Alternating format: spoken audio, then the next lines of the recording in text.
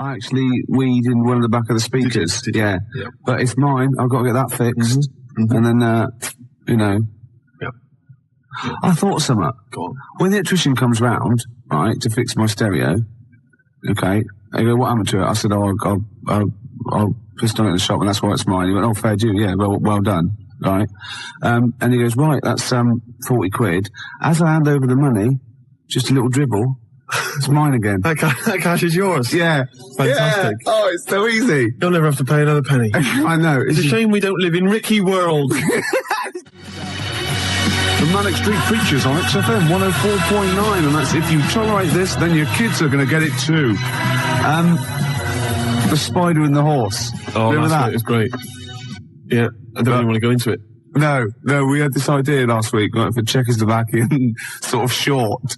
Right? Czechoslovakian animation. Yeah, with... That would be the music, obviously. Yeah, it's called The Spider and the Horse, and it's obviously a satire against the government, and the bloke, quite right, has been put in jail for the rest of his life. Yes. Yeah, and Jesuit coming around opening old wounds. Yeah. Yeah, we're just healing, right? And the horse, we established, is a wicker horse. It's a little wicker horse with a little sombrero. Probably the sort of thing you'd buy if you were away in Torre America. Molinos.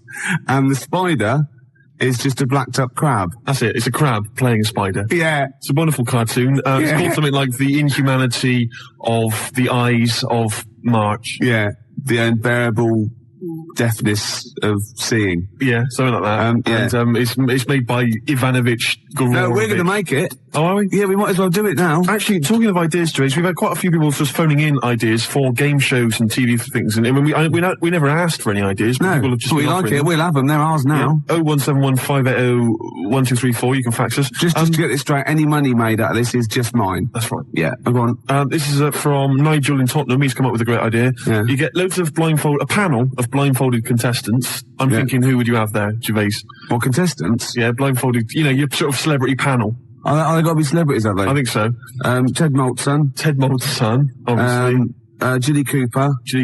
Cooper, yeah. Maybe Joe Bugner. Oh, I thought it was going to be Henry Cooper. But... Well, it could be, but I mean, that's not fair, isn't it? Because, I mean, he did beat him. He beat him by, like, 3/4 of a point, yeah, so he was heavyweight champion. Wouldn't it be great if it was the bloke that used to play Rene in Hello Hello? Yeah. Right, is Sue Pollard, and then it's Muhammad Ali. That'd be incredible.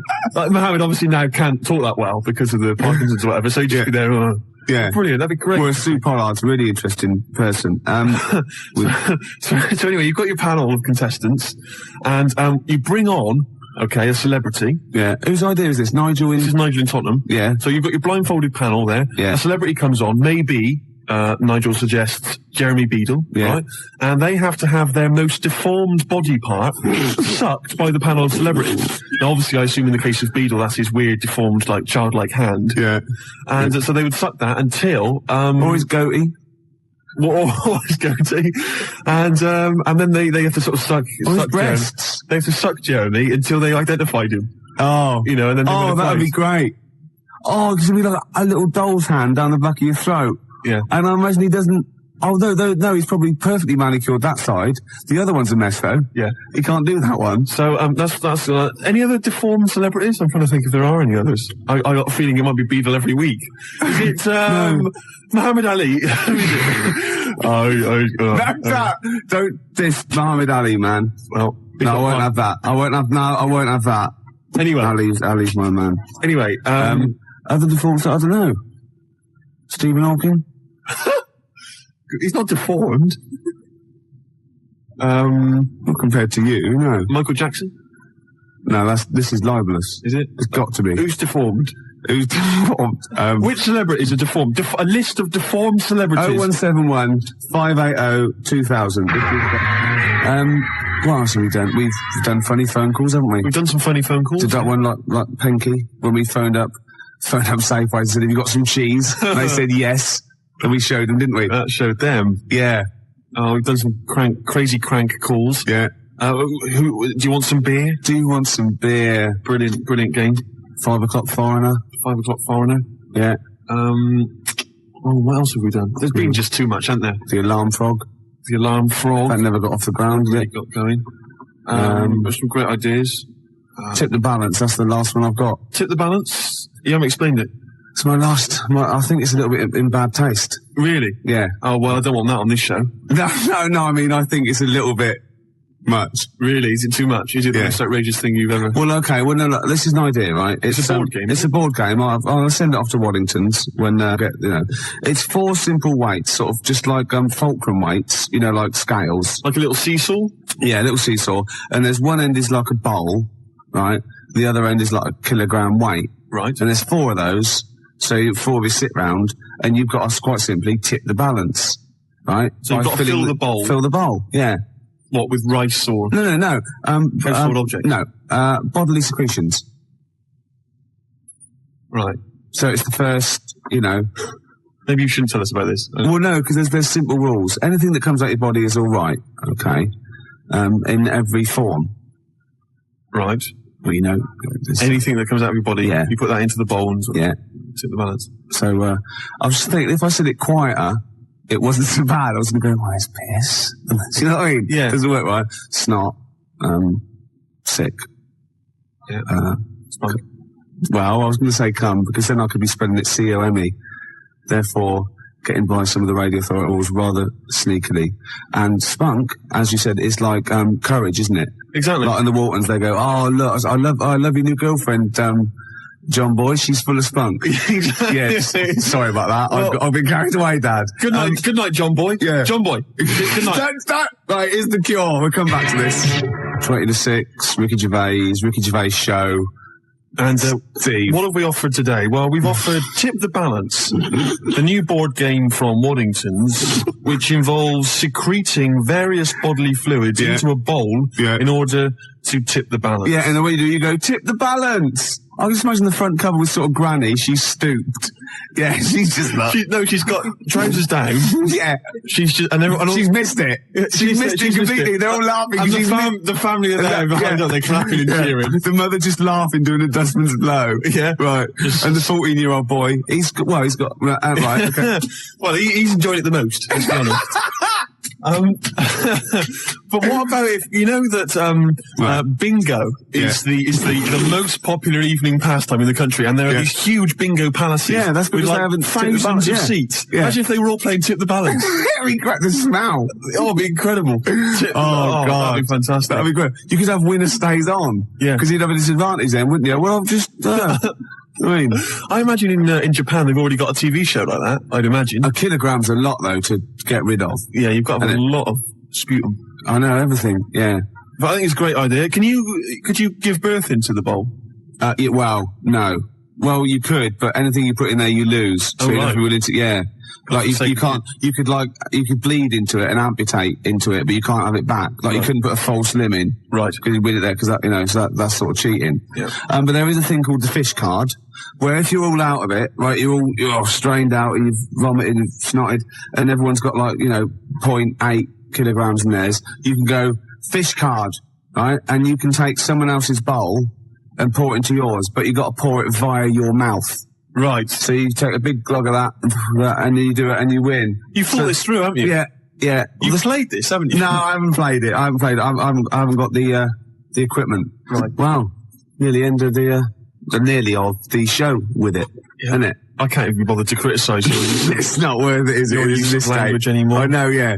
So late in the day. I mean, you're not going to master it at the age of 45, however old you are.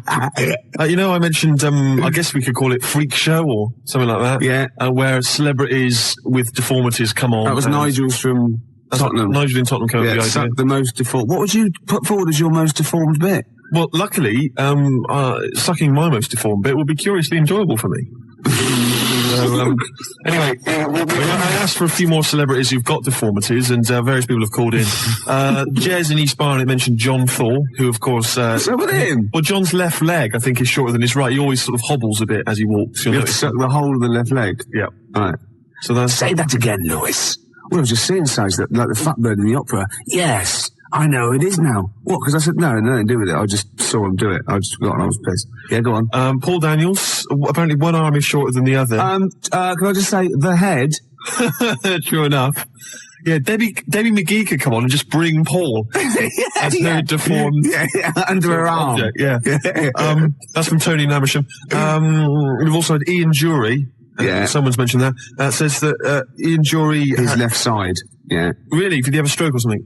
Polio, wasn't it? Yeah, yeah. So his left side. And Anthea Turner, apparently she lost the middle 3 of her toes or something in a sort of horrible accident. I don't know if that's true. Anyway, yeah, Anthea Turner would be great. Just get her on anyway. She lost... Oh, what? Well, I don't think it can be true, to be honest. It says that she's only got 2 toes on one of her feet because she lost the other 3 in a fly-mail accident. Oh my God! But I don't know if that's true. So it's when you used to go to school and say had a fight with the lawnmower. Yeah, she did. Yeah, yeah. No, I meant your hair, love. No, look at me toes. Oh, oh. Yeah, exactly. So so celebrities. What would you suck? Would you suck the gap, or would you suck the toes that flew off in the garden? I really haven't thought about it. Why not? I haven't really given it much thought to it, to be honest. I just got time for one more song, then the news. Oh, I'm not going to do this for any one computer. If we've got any news. Remember last week? There's no news. Yeah. Oh, sorry, there's no news. Yeah. No news. Must be news, some news, wasn't there? Yeah. Give us last week's. Anything will do. You usually do. Right, it's Lloyd Cole, and Are You Ready to Be Heartbroken? I got Sandy Shaw's version of this.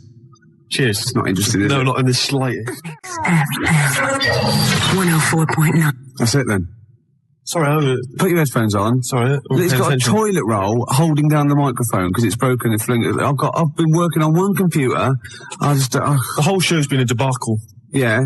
You know why? Because we're no good and we don't plan anything, and that's got to be stopped. Exactly. You know what I mean? Someone should stamp that out. I'm getting sick of it. Yeah. Do you think I like just turning up often inebriated with nothing to say, abusing people, breaking? Do you think I like that? No. I know. Well, I want to play Bob Dylan. But at the same time, Rick, in our defence, we don't care. Not only that, we're getting paid for it. We're not monkeys, all right? We're not performing monkeys. No. If people need us to entertain them, then they ought to take a closer look at themselves, I think. Yeah. All right, we've got better things to do with ourselves than have a natter on the radio trying to entertain people. You've got lots of better things to do with yourself, and you often do what I'm trying to present, which is what puts me off more than anything. And I never tip the balance. You know what I mean? You need a lot more. What? No, I was just thinking. I thought I had something to say, but I haven't. Who's Snowden's guests?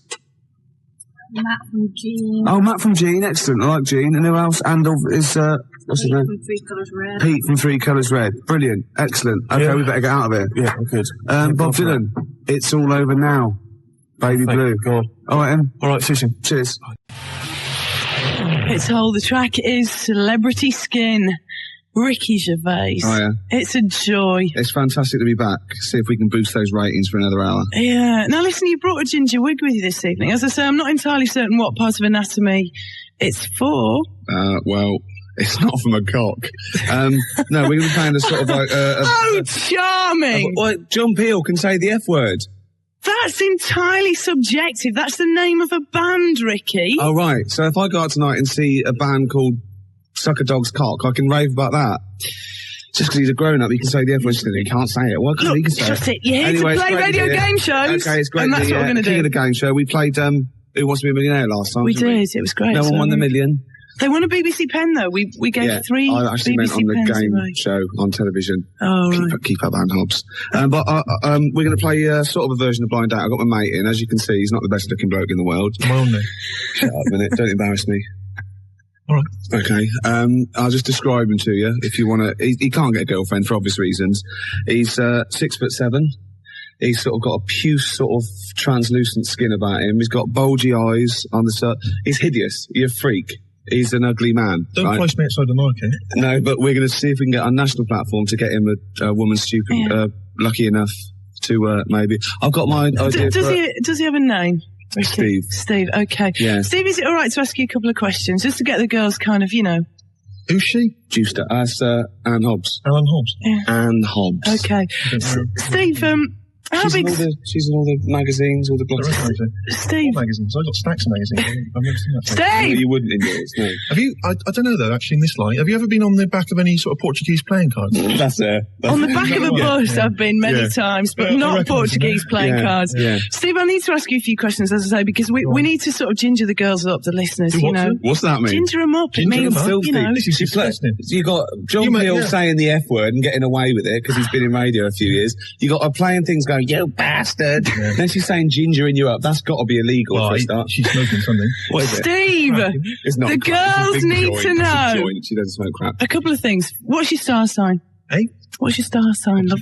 What does that mean? Come on, it's When were you born? important. Quick, when were you born? What month? November. Yeah. What is he, Sagittarius? No, I don't know. How big's your appendage? My what? She's getting so dirty. She's just disgusting. I know. I didn't come in here to be insulted with this kind of thing. You can go that anyway, I've can't got you? things to be doing, Gervais. Do you know what I mean? She's the best they've got now. Now they've lost to Edmonds and Savile. What's happened to Jimmy Savile? No, he was good. He's beautiful. He loved the kids. He loves them. I think he still does love children. I've seen pictures. I know, yeah. Vicky, What's we're happened not to Jimmy doing a Savile? really good, a particularly good job at tantalising the female listeners. Okay, right. He's ugly. He's pig ugly. He's gimp. Okay. He's embarrassing to be with. He's so. What's the number? Give out the number. 0500 110 100. That's the number you need if you want a blind date with Ricky Gervais's desperate mate Yeah, tonight. Yeah. Yeah. A merciful act, I think, for Can I just any tell about woman. my idea for my own particular lovely game show? It'll go on telly. It's got a big star in it. All right. It's called Celebrity Foxy Boxing. It's not scantily clad women. It's celebrities beating up Dr. Fox for charity. Hey! Just even do a link. You get the crankies come in and kick shit out of them. 0500 110 100. That's the number you need if you'd like to, if you'd like a blind date with Ricky Gervais's best mate. And it's Hobbs and Gervais this evening. Oh, we're playing blind date with Steve, aren't we? Gervais and Hobbs, really. I suppose we've got to ask Steve what sort of woman he's looking for. Yeah. I can't stress enough that he really is. I've seen women laugh when I've introduced him to him, and some sort of like get a bit scared. He is hideous looking. I want to let people know that, so there's no con involved. He's a salamander. What sort of woman are you looking for, Steve? Hey? What sort of woman are I you don't need all this, do you know all this stick? No. Coming here, Hobbs is starting it as well. Yeah. Between records, gabbling away. Yeah. Do you know what I mean? I don't mind. Well, but it's come on, just, get on with it. What sort of woman are you looking for? kind of woman, celebrity women, famous women. Like who? Oh, I don't know. Louise Woodward. Louise Woodward. She's a good-looking girl. Yeah. She's a good-looking lady. Yeah. I see you thinking there. You're thinking that with all that trouble with the, child killing, Yeah. that, there won't be a lot of people in the queue. On the reckon I contrary, can I jump to the top. think you're aiming a bit high there, to be honest. Really? What are you Yeah. talking about? You You're like aiming it? a little bit high. We're not thinking celebrity here, are we? We're thinking about the average Radio 1 listener that might appeal to you. I don't know. It's got to be a celeb, really. Mo Molam.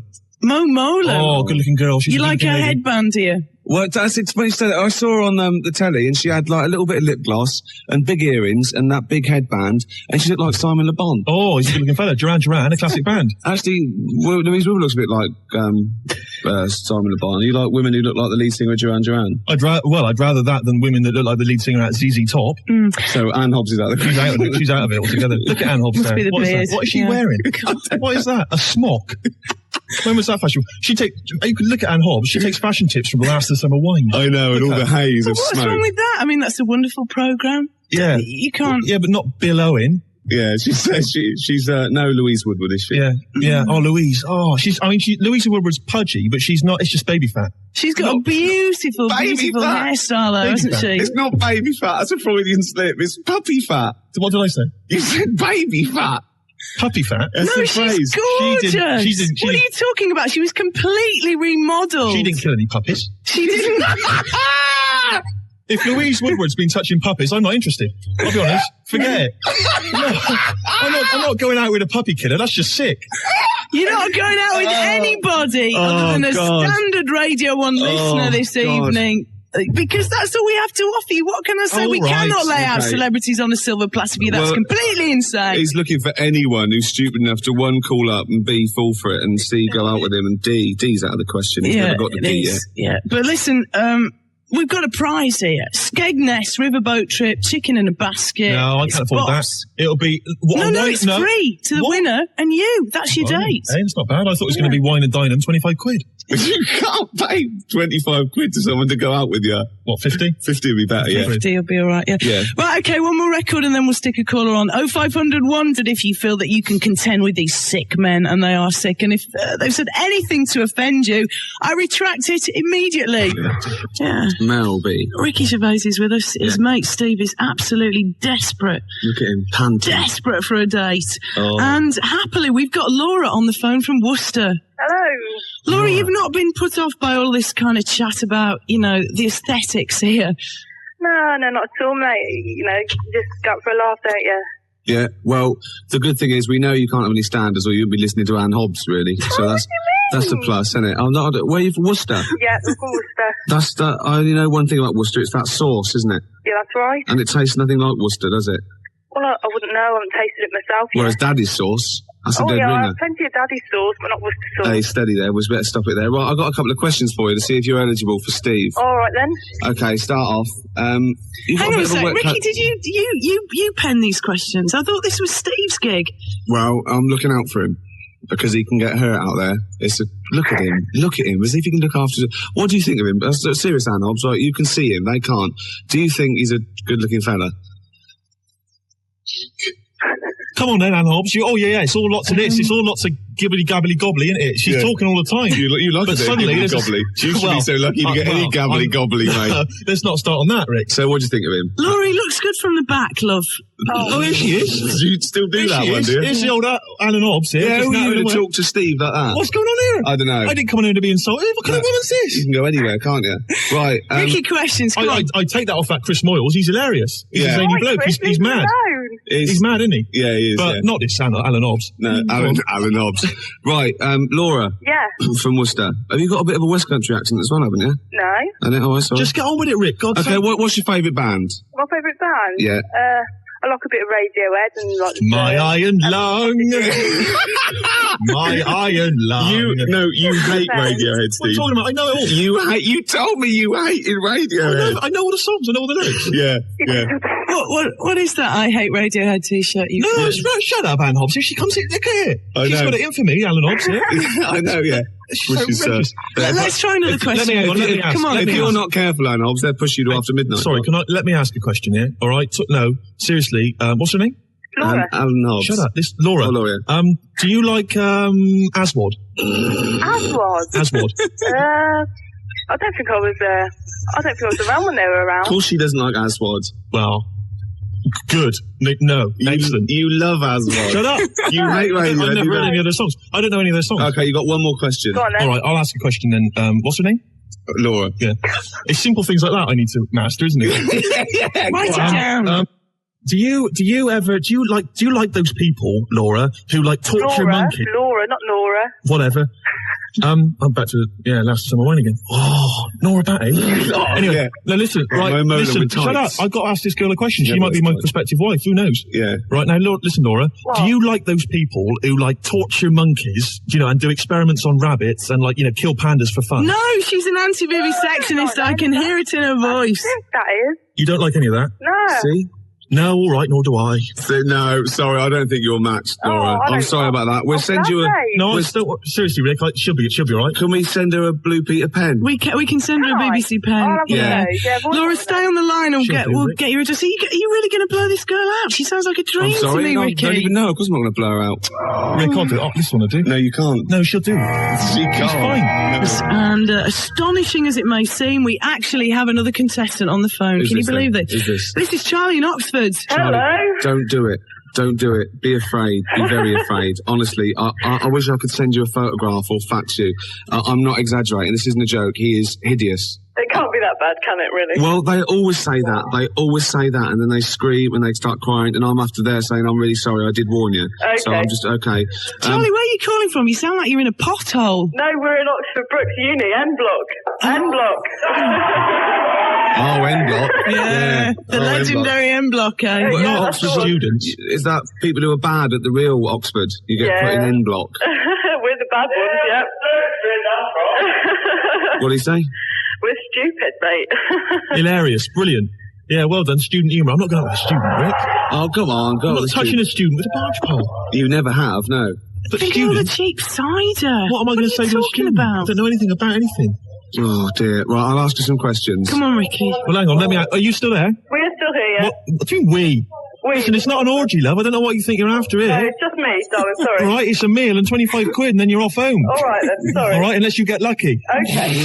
Now then, let me ask you a question. No, hang on, they come on the line, they're cheeky. Okay, right. Just do a favourite band first, surely. All right, yeah, favourite band. What's your favourite band? My favourite band is Ash. Ash. Yeah. Ash? What? You don't know anything about that, have you? Do you like Aswad? They're all right, yeah, they're not bad. Oh, okay, right, okay. Right, ask you a question then, quick. All right, what's your name? What's her name? Charlie. Charlie, yeah. Ridiculous name. Thanks. When you go to a club, do you like dress up? Yes. Well, let me be a bit more specific. When you go out, do you like dressing up as Steve's mother? No. Right, you see, you're not right for him. You're not really matched then, are you? Okay, this is it. Let's cut through the bullshit, right? Do you think looks are, say, as important as personality? Well, no, we don't think so, no. Right, well, it doesn't matter Definitely because his not. personality is rubbish as well. You've spoken to him, he's got no personality, he's basically a in that crap case- person, all nasty, idiot, and he's ugly. So, I'm sorry, I'm going to save you from a fate worse than death, Charlie. I'm going to have to say It's no. just like the blocks in my bloke, really. I mean, Really? The blocks in your bloke? Hey, there'll be none of that. You're trying to get clever now. He's tried that once, blocks in his bloke, but can we send her a blankety blank checkbook and pen? Oh, we can. I think you deserve a BBC pen, Charlie. Would you like one? we'd love one. Okay. To be honest with you, Alan Hobbs, she'll do. Seriously, because it's getting late. Yeah. And you may as well. Hey, she may as well. I mean, what do you think, Rick? No. What? No, she seems really nice, and it's no. We got to find someone with absolutely no. Hold on, though. I just thought of something. You'll have anything, won't you? Well, Anne Hobbs. no, I got standards. Fair play. 0500 110 100. That's the number you need tonight if you want a blind date with Ricky Gervais's best mate, Steve. You like that one, don't What's you? my name? Well, my name? I'll be honest. You probably saw him. Well, I tell you what, yeah. I mean, that's a very, very strong point in his favour, I think. He can groove. He can dance. Yeah. You should see that wrist action. Yeah, I know. Well, I've had a lot of practice. But listen, it's not just the grooving, Rick. Come on, Rick. It's so easy, isn't it? It was a beautiful interpretation of the Snoop ears. Yeah. What about? swinging at the there must be wrist. some other selling points, Rick. Come on, because you are selling me down the river a bit here. Right, okay. Some good points. You're young. Yeah. You're not in prison. Go on. Well, I've only known you a year. Come on, there must be something. You're not in prison. Well, I'm quite a catch. Date with Steve tonight, but 25, 40 quid. Put up to 40 quid. yeah, I'm not made of money, 40 Rick. Then go on. 30 quid. 9 minutes we have to do this before the news. So 9 minutes is more than enough for Steve, isn't it? I'll tell you what. So, Steve, it's looking grave, isn't it? Really, It's like a what? it's looking grave. We've got one last chance. We have one last This chance. will be it. Yeah, and it's Wayne. He's on the phone from Manchester. Wayne, are you with us? Wayne. All right, mate. All right. How's it how you going? doing? Wait a All minute, I'll right. stop you there, Gervais. What? No, are you up for this, are you, Wayne? Up for a blind date with Steve? Yeah, much for anything. Excellent. Brilliant. Gervais, I'll stop you there. What? He's a fella. Yeah. You all right, Wayne? He might just fancy a pint. Yeah. You know what I mean? Yeah. I'll tell you, once he sees me, he won't want to drink anything, eat anything. I'll tell you, he'll only have one thing on his mind. Yeah. Get out. Yeah. No. He's up for it. So, He sounds keen to me. Yeah. Right. Okay. I'm heterosexual, Rick. He's a fella. Steve, you've got no chance with either sex, so it won't make a difference. Why restrict yourself? In fact, I'm thinking you probably shouldn't restrict yourself to the human race. And if Wayne's up for it, he's warm-blooded, he's human, he's from Manchester, I know. He's obviously got a sense of humour. He's which is obviously very important. Yeah, wait till he sees him, he'll lose that straight away. Well, I've got to ask you a few questions, Wayne. Go on then. So do you like walking on the beach? Maybe in the sunshine? Maybe in the rain? Do you like poetry, for example? Yeah. Yeah, what's your favourite band? Do you My like Asthma? favourite poet. No, what's your favourite band? My favourite band. Yeah. It's got to be the one and only Oasis. Oh, Steve loves Oasis, don't Yeah. you? It's got to be. I've never heard him. Oh, he loves Oasis. I don't, Oh, what's your favourite food? Do you like Aswad? Aswad. Yeah. Shine like a star. Oh, he does. Oh, yeah. he knows it. I bet you love could that even one. sing the chorus for us, can you, Wayne? Shine, Come on, can you shine sing the like a chorus? star. Come on and shine. Oh, Shine like a star. yeah. Shine so bright. Oh, this is a Like the match star made in that No, you I've never are. liked Aswad. I've always thought they were a bit weak, sort of kind of cold reggae. I've never liked it. Oh, Alright. fantastic. Oh. So, you're quite open-minded, are you, Wayne? At the moment I am, yeah? Yeah, you'll try anything, won't you? Yeah? Yeah, Once. excellent. Did you like to experiment? Sort of like push the boundaries back? Yeah? Fantastic. Right, Looks like okay. we've got a winner. No, Right. No. Okay, well, it's Forget on. the BBC pen. We've run out anyway. You'll have to come down to London, though. I thought to be safe, maybe you could meet somewhere. Well, Ricky, we've got the Skegness Riverboat trip all set up. Chicken in a basket laid on. Will you come back next week and tell us how it went? Yeah. Fantastic, Wayne. Brilliant. That is I don't think fantastic. it'll work out. No, I don't Total result, Ricky. After you, No. Steve. Oh, yes. I don't think it'll work out. So, Ricky, we made it. Can you I believe knew we would. it? No, I never let him down. That is excellent. Looking forward to the date? Well, when is it? Because I can't make it. Well, you don't know when it is yet. No, I can. You'll be all right. You'll be all right. Don't I was worry. thinking It's not what I was looking for. I was looking for sort of, a kind of Monica Lewinsky type, Yeah. sort of person that you know what you're going to get before you even start. There'll be no embarrassing things like, oh, Monica, I've got this idea. Would you mind? Yeah, Well, exactly. she's already at it. I've got some cigars. Well, actually, no, I got a packet of Camels. Will that do? We could actually probably stump up for a couple of Radio 1 knee pads, though, couldn't we? Yeah, To take away with him tonight. What kind of a mind she got? I know. Stephen Wayne. I'll It's tell you a what, Alan Hobbs is beautiful famous for it. Is she? Have you still got those playing cards? Those playing cards. Yeah. Man alive. Is Wiley on them as well? Wiley? Yeah. Oh, dearie me. I tell you, Wiley, the poor man's Anne Hobbs. Really? Let me think. Well, that's very nice. That's very nice. Isn't that? That's a touching compliment. We isn't can't it? come back, can we? 'Cause You can't you're ever again. going after 12. I know, yeah. So, This is it, a fond and final farewell. Well, it was short-lived. Yeah. Story of my life. Yeah. Well, I'll see you all. Thanks for listening. See you later then. Cheers. Bye. It's Mary and Hobbs on Radio 1 till midnight. Right now, it's for the news with Phil Williams. What happened to Felcher? Never mind felching, it's 11:30. 97 to 99 FM, Radio 1 Newsbeat. Well, in that case, Slade it is then. no, Black Sabbath. Slade, I'll get lost. Slade. And if we're counting Black Led Zeppelin, Sabbath. if we're counting Led Zeppelin, obviously Led Zeppelin. No. Black Sabbath. Sabbath are better than Zeppelin. Oh, come on. No. You're wrong. You're having a mental aberration if you think. Go on, give me an example. Well, there's a fantastic story. Just the ludicrousness. Is that right? Is that a word? That's a word now. Ludicrosity. That'll do, yeah. Tony Iommi was asked when they hit big in America what it was like for Black Sabbath, and he said, it was mad. We went back to the hotel, and there was like 10 Satanists sitting outside the hotel room, all dressed in black, with black candles. So he blew the candles out and sung Happy Birthday to them. Yeah. So that is but Led proof. Zeppelin said, been a long time to the rock and roll! And I think that sums it up. Are you squeezing your lemon? Yeah, I'm squeezing my little lemon. I'm putting my little cocktail chipolata on the table between two pickled onions and seeing if that And the fat juice is bridesmaid- running down your leg. Yeah, and the juice is running down my leg, indeed. Well, we've embarrassed ourselves. Yes. I think in a way we might have embarrassed XFM. And I know. think certainly Mainly, we've embarrassed London. London. Yeah. So who have you just had someone on the phone or on the fax saying, I what about was voting for sneaker? the sneaker pimps if they're from Birmingham. I didn't know if they were Are or they not. from, I don't know if sneaker pimps are from Birmingham. Yeah, but but I'm I think they are. them small potatoes compared to the Sabbath. Yeah, the Sabs. Exactly. What is this obsession with Sabbath? I always thought Sabbath were a bit of like a joke rock band. Like I can't believe you Well, said that. Led Zeppelin is like the mould of the first rock gods, the greatest British band of what? Yeah, and who have Led Zeppelin got an influence? You know what they've influenced? That whole brand of poodle rockers with big hair like Extreme. That's what they've influenced. That's not their Whereas fault. the Sabs, their influence has been really heavy, great rock bands like Nirvana and things like that. You know? Sabbath are the best thing to come out of Birmingham, Ricky. without It's any as shadow simple of a as doubt. that. Okay, let's do it up to Thursday. I want proper votes, right, on faxes, right? Who is the best, the most influential, the best band out of Led Zeppelin and Black Sabbath?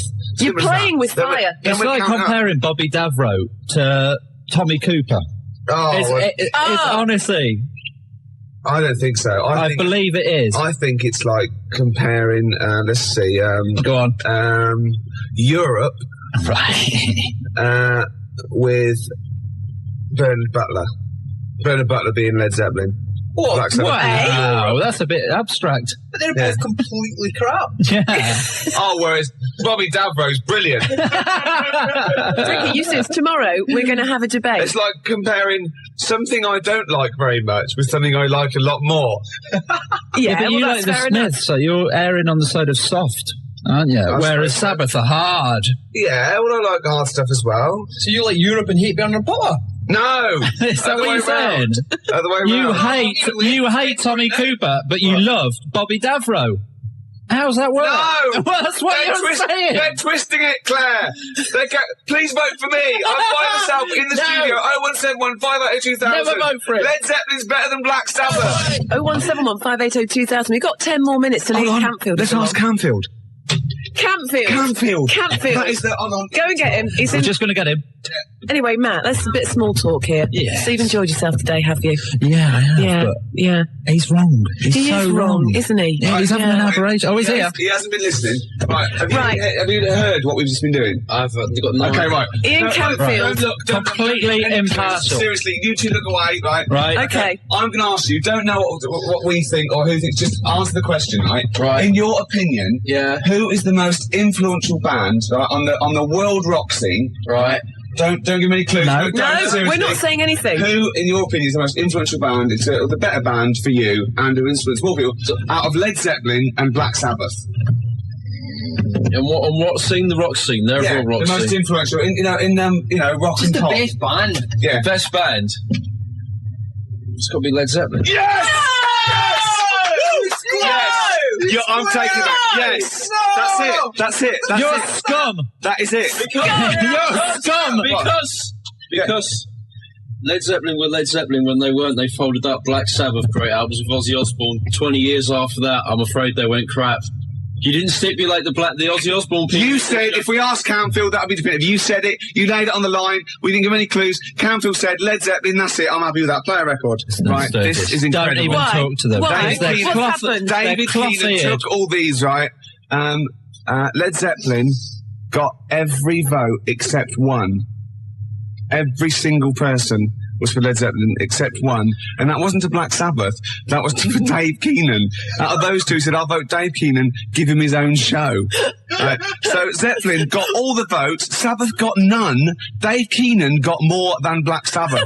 Thank you. It's official. For the discerning punter, of course, Black Sabbath will always be there. But for people that just say, for people who haven't got Bonnie phones, Tyler, people who can't use the phone. I like the phone, but I can't use the phone.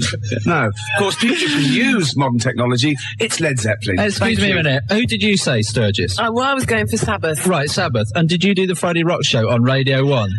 Exactly. Arrest that case. No, arrest my case. And so do I. And so do I. You can shout I think I do. I think I laid my case before you, and I rested it there, and it was lounging. The fingerprints of a koala bear are so similar to that of a human being that if they were found at the scene of a crime, the police would not be able to tell the difference. That is the fact that I remember. That is the fact. And is it true?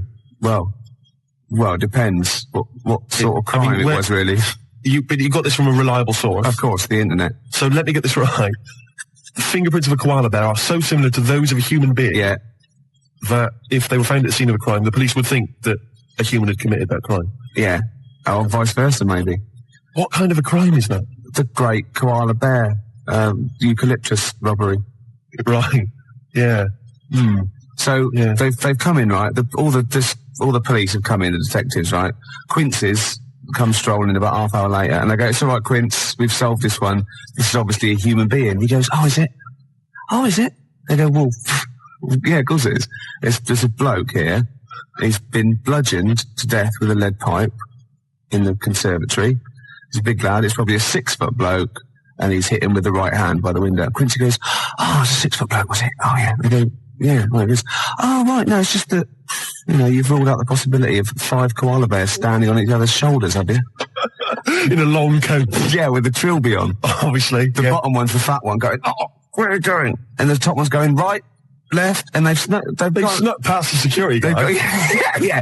And they've got... He's just said, "Go on through, sir." Yeah, yes. Go on through, yeah. It's at press. Yeah. They've gone press, right? And they've gone in there, right? And they've got this bloke, they've got his confidence, they've got a false moustache, obviously. Of course they have. Like you're growing, right? And they go, "All right, mate." And they go, "Oh, what's that over there?" The top one's got, and the bottom one's holding it all up. Then they just scatter. Dump the coat. They just leave a coat, like an empty coat with a hat on it. Right? And the thing is, I think Quincy knows because he's already rounded them up and he's got a confession out of them. Right. And so he's just being really smug. And they're going, oh, yeah, it's a bloke. Yeah, it's a human being, yeah. Well, look, Quincy, the fingerprints. Yeah, let's have a look at these. And they go, oh, they're just like those. They go, yeah. Right, but the thing is, I think that there's a Mr. Big. Do you? Yeah, but he's up the tree getting stoned on eucalyptus going, he's counting his cash. He's just up there hanging loose, counting his cash. He's fingerprinted, he's got an alibi, and these pawns. They're not going to pin anything on Mr. Big. They couldn't. Because he's used those koala pawns in his dog. Yeah. He's a devilish fiend. Yeah, and they've done all the work. The little fat one, he's got bad shoulders now. Yeah. He's got 4 on him. And the tall one's got the little head with the trilby. He was at the top because he can wield like a lead pipe, or the hat fitted him. The hat. You've got that letter? Ah, yes. No, I have. No, I'm gonna wait till later about this. There's a great letter. I'll wait till later. Well, I'll play a song then. Oh, please do. But, be careful. I mean, if you're a police officer, if you're listening, if you're currently investigating a crime, you've got fingerprints, you think you've sewn it up, think again. Just think. Have you looked at the koala angle? Expect the unexpected. Sorry, I just can't understand it. I don't think it's my kind of humour. The competition is this, Steve. I think you're a bit wacky. Don't really understand. You're frightened, aren't you? You're frightened. And these people, not your phone up, but come into the studio. I know. You were scared last week, weren't you? Mm. He came in the week as well. I kind of like Barrymore, that sort of thing. I think he's really funny. Yeah. Do you mean Barrymore? No. Sort of Cilla Black. Steve, you're funny. But nowhere near as funny as me. Just with the calls and the competitions, I think it just sort of goes over my head. Look, the competition is this. Oh, sorry to Mark Adams as well. Nick cut you off and he's a regular listener. The competition is this. Someone phones up for no reason at all. Yeah. Don't give the reason away. Send me a CD is the winner. It's the way you don't even use grammar. There's no need. Just use words. Yeah. Do you take the words that you say out of these bags? And is that how you form your sentences and your competition? I don't think of it as forming sentences. I think of it as when my head gets hot, I have to cool it down. And speech is the best thing. It's sort of like, do you know what I mean? I walk on the street and I have to talk, and it sort of cools it down. I've got some people who've called. John has called from North Harrow, Louise from Clapton, Claire from Hendon, Paul from Maida Vale. Yeah. I don't know why they called. No reason. I don't know who they are. No reason. Going back to the competition that you set, I like that one. We've had a fella, Karl, from Catford. Yeah. Now, he phoned up to try and offer us a suggestion as to how we can receive money for free by begging for it without breaking the law. Oh, he's the winner then. And is he? Yeah. Well, right. So, the fella on the phones, the fella's manning the phones even managed to get a CD out of him, persuaded him to send us a CD. He would be the winner anyway, even if he hadn't sent the CD. Yeah. I'm just trying to pick a song here. I haven't worked out my next song. Gervais, I did that for a while. Gervais, what? I don't want to work here anymore. Is that all right? Do you mind if I... No, there'd be plenty of people wanting to fill your shoes. And think of all the old newspapers I'll get out of it. Wait a minute. Was on the tube earlier, Gervais. Now, I know that you walk into work, but I do have to take the tube. And there's a kid on there, sat opposite me, 10, 11 maybe, all right? And he looks quite normal. 12 at the most. Ordinary looking kid, just got the sort of, street clothes on or whatever. But, looks perfectly normal. He's not the kind of kid that's going to get bullied at school, just normal looking kid. Except, Gervais, he was wearing a deerstalker hat. Now, what's happening there? Oh, I love that. Do you know what I mean? When he goes to school on Monday morning, if he's wearing the hat, they're just going to kick the hell out of him. Well, all right, we'll pass that on to Howard. We'll keep that. And as I said, anyone wants to get hold of Howard, do it via us. He doesn't really give out his address, obviously. Might attract mad people. Now, I read in the paper years ago, there was this guy, right, and he was from Sheffield, and he was at the birth of Christ. He'd lived before as a cow. Okay? Right. Yeah. But that's not all. Another bloke who also lived in Sheffield saw this and said, I don't believe it, so was I. Right? So what's the chance of that? They go, yeah, I was a cow as well. And they started this cult called Cattle for Christ. Just 2 of them. But I just imagine people going to say, I was a donkey. God, did you see it? No, there was like a beam in the way. I couldn't see. Nor could I. No, I was being milked. Couldn't see a thing. Where were you? I was a chicken. So you saw everything. No, I was out, wasn't I? I was so close. Poultry for the prodigal son. Would be beautiful. Yeah, no, well, I'm sure there are all kinds of societies like this, and perhaps if you're a member of one, then we'd like to find out all about you. 2 idiots talking nonsense on the radio. It's a cult. Yeah, of course it is. Well, I am. Challenge has been set. Yeah. Matt didn't know this, but I'm a bit of a Subbuteo buff myself. He comes in here all hard with his sheepskin on, right, with his little team under his hand and his roller, and I go, I'll play Subbuteo. I said, I do, yeah. So, the gauntlet was laid down. It was, yeah. We've got Chile against England, but I unfortunately I haven't got Chile, so I brought in Morocco instead. Not Morocco, what they call Colombia. Colombia, yeah. So if any of the defenders mess up, I can always shoot one of them. Yeah, of course. And that's going to be live. It's 10 minutes each way at 20 to 3 in the XFM Lounge. We are actually doing a proper football match, YouTube football match on XFM this afternoon. Kick off at 20 to 3, so it's 10 minutes each way. Yeah. And we'll be dipping in occasionally to see. The little boy Fraser's going to be the referee. Marvellous. He's the only one that can fit on the pitch and run round. Of course. without disturbing any of the players. Of course. It's a work of genius. And I've picked my team. Have you? Yeah. Already? Yeah, England I'm having. No, I've got this, look at him. Look at it. Look at his face. Gascoigne here. He's so pleased. Look at him there. He's only an inch high. But look at it. I've got Gascoigne there. Incy, Batty, Seaman there. I don't know if I've got that. It's all over Nigel Martin who's in goal. I'm going to put a list there. But not mine. Matt brought it in, you filthy. So, anyway, we're going to... Apparently for goalkeeper's choice, though, most women prefer Flowers to Seaman. So, really? Yeah. Oh, there's some of the crowd. It's off. We're away. There goes. It's a beautiful thing. He's moved down the pitch. He's gone for the... But it's Chile now. Chile on the break. Oh, it's a foul. It's a filthy, dirty foul.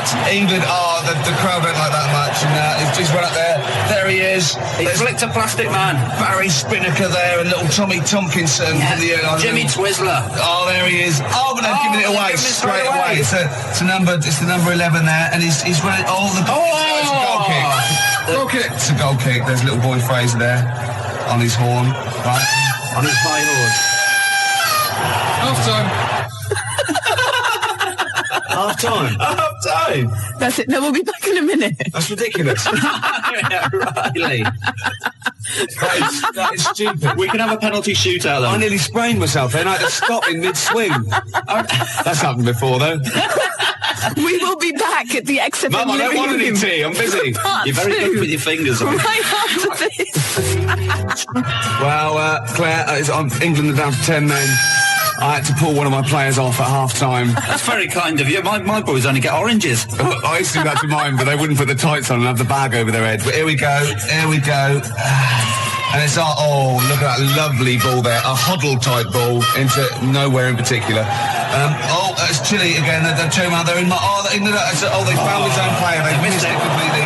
England move up there, and it's a dirty foul. It's a dirty foul. I'll take it. Quite a dangerous area. He's moving 2. He's not... 1, 2, here we go. I've never been in such close proximity to you, Ricky. England in possession again. Oh, look at this move here. It's like you have to say, they're keeping it. They're playing with the ball now. It's a foul. He's going to take it quickly. It's there. 104.9 XFM. You all right? This is Karl, producer of Ricky Gervais and Steve Merchant. They're not about today. Ricky's on holiday. Steve couldn't be bothered. So I'm left here with all the DATs. That's a digital audio tape of all the shows they've done since they've been here over the last, year and a half or something. So we'll play you some of the best bits. All right, so here's the first bit. Here's a problem that someone's emailed in. Yeah. We're taking emails today. If you've got a problem, a concern, or, just a general query that you think Karl could answer for you. It could be about anything. It could be about some of the big kind of philosophical questions. Yeah. It could be something to do with war or famine, anything like that. Or it could just be a personal dilemma, something that's happening locally. Anyway, this seems one that I think you probably have you and your father have probably come across this sort of dilemma in the past, and I'd be interested to know what your take is on it. Let me see, this is from Lee Matthews by the look of it. He says, he lives in a suburban area where the local teenagers also live on the same road, and they're running riot. They're smashing wing mirrors off the cars, they're crashing into parked cars on their skateboards, and they're just generally making mayhem, night and day. What can he do to stop this going on? The parents of the kids don't seem to give a damn. Anyone who complains to them, they just say, "Oh, piss off." The police are useless because they never catch them in the actual act of violence, which is what they got to do to apparently convict them. So they don't know who to turn to, really. It's rather like when a little old lady went and got the A-team, and he was dressed as an elderly Chinaman. Exactly. She knew who he was. Colonel Decker didn't have a clue. Yeah. You see, it's weird because now it has got out of hand. Sure. Do you know what I mean? Like years ago when I was growing up on the estate, you had problems, but not like you have now. Do you know what I mean? Summers were nice as well, weren't they? Well, right. And police are getting shorter and younger. But you yourself kind of admitted in the past that you were something of a tearaway. You didn't do anything like these kids here. The thing is, I was scared that if I got caught doing it, my dad would go mad. Yes. And I remember smashing a car window by accident and legging it in the lounge and sort of pretending to go asleep on the settee. Right? Genius. And I heard a knock at the door. He chloroformed himself just to be unconscious when his dad came home. And there was a knock on the door, and I thought, oh God, this is a fella he saw me. I was chucking a stone in the air, seeing how high I could throw it. Of course you were. Did it keep landing on your head? That would explain a lot.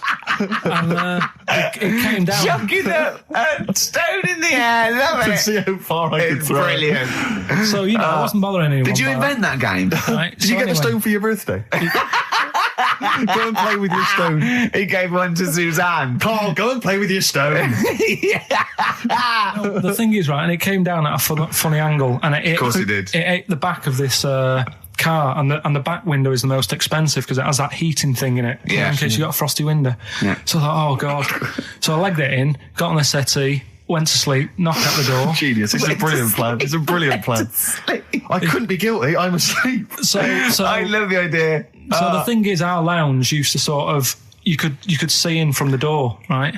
So this family who saw me do it, saw me asleep on the settee, and my mum said, "Go and get the door." And I sort of went, "Oh," as if I'd been asleep. Yeah. I went to the door, like rubbing my eyes, and the fella said, "What did you run off for? I saw you." I was like, "Oh no." And I didn't see my dad. I went out. It was when he was working sort of evenings. So I went out so I didn't have to see my dad. And then the next day I came home from school, and my dad said, 45 quid.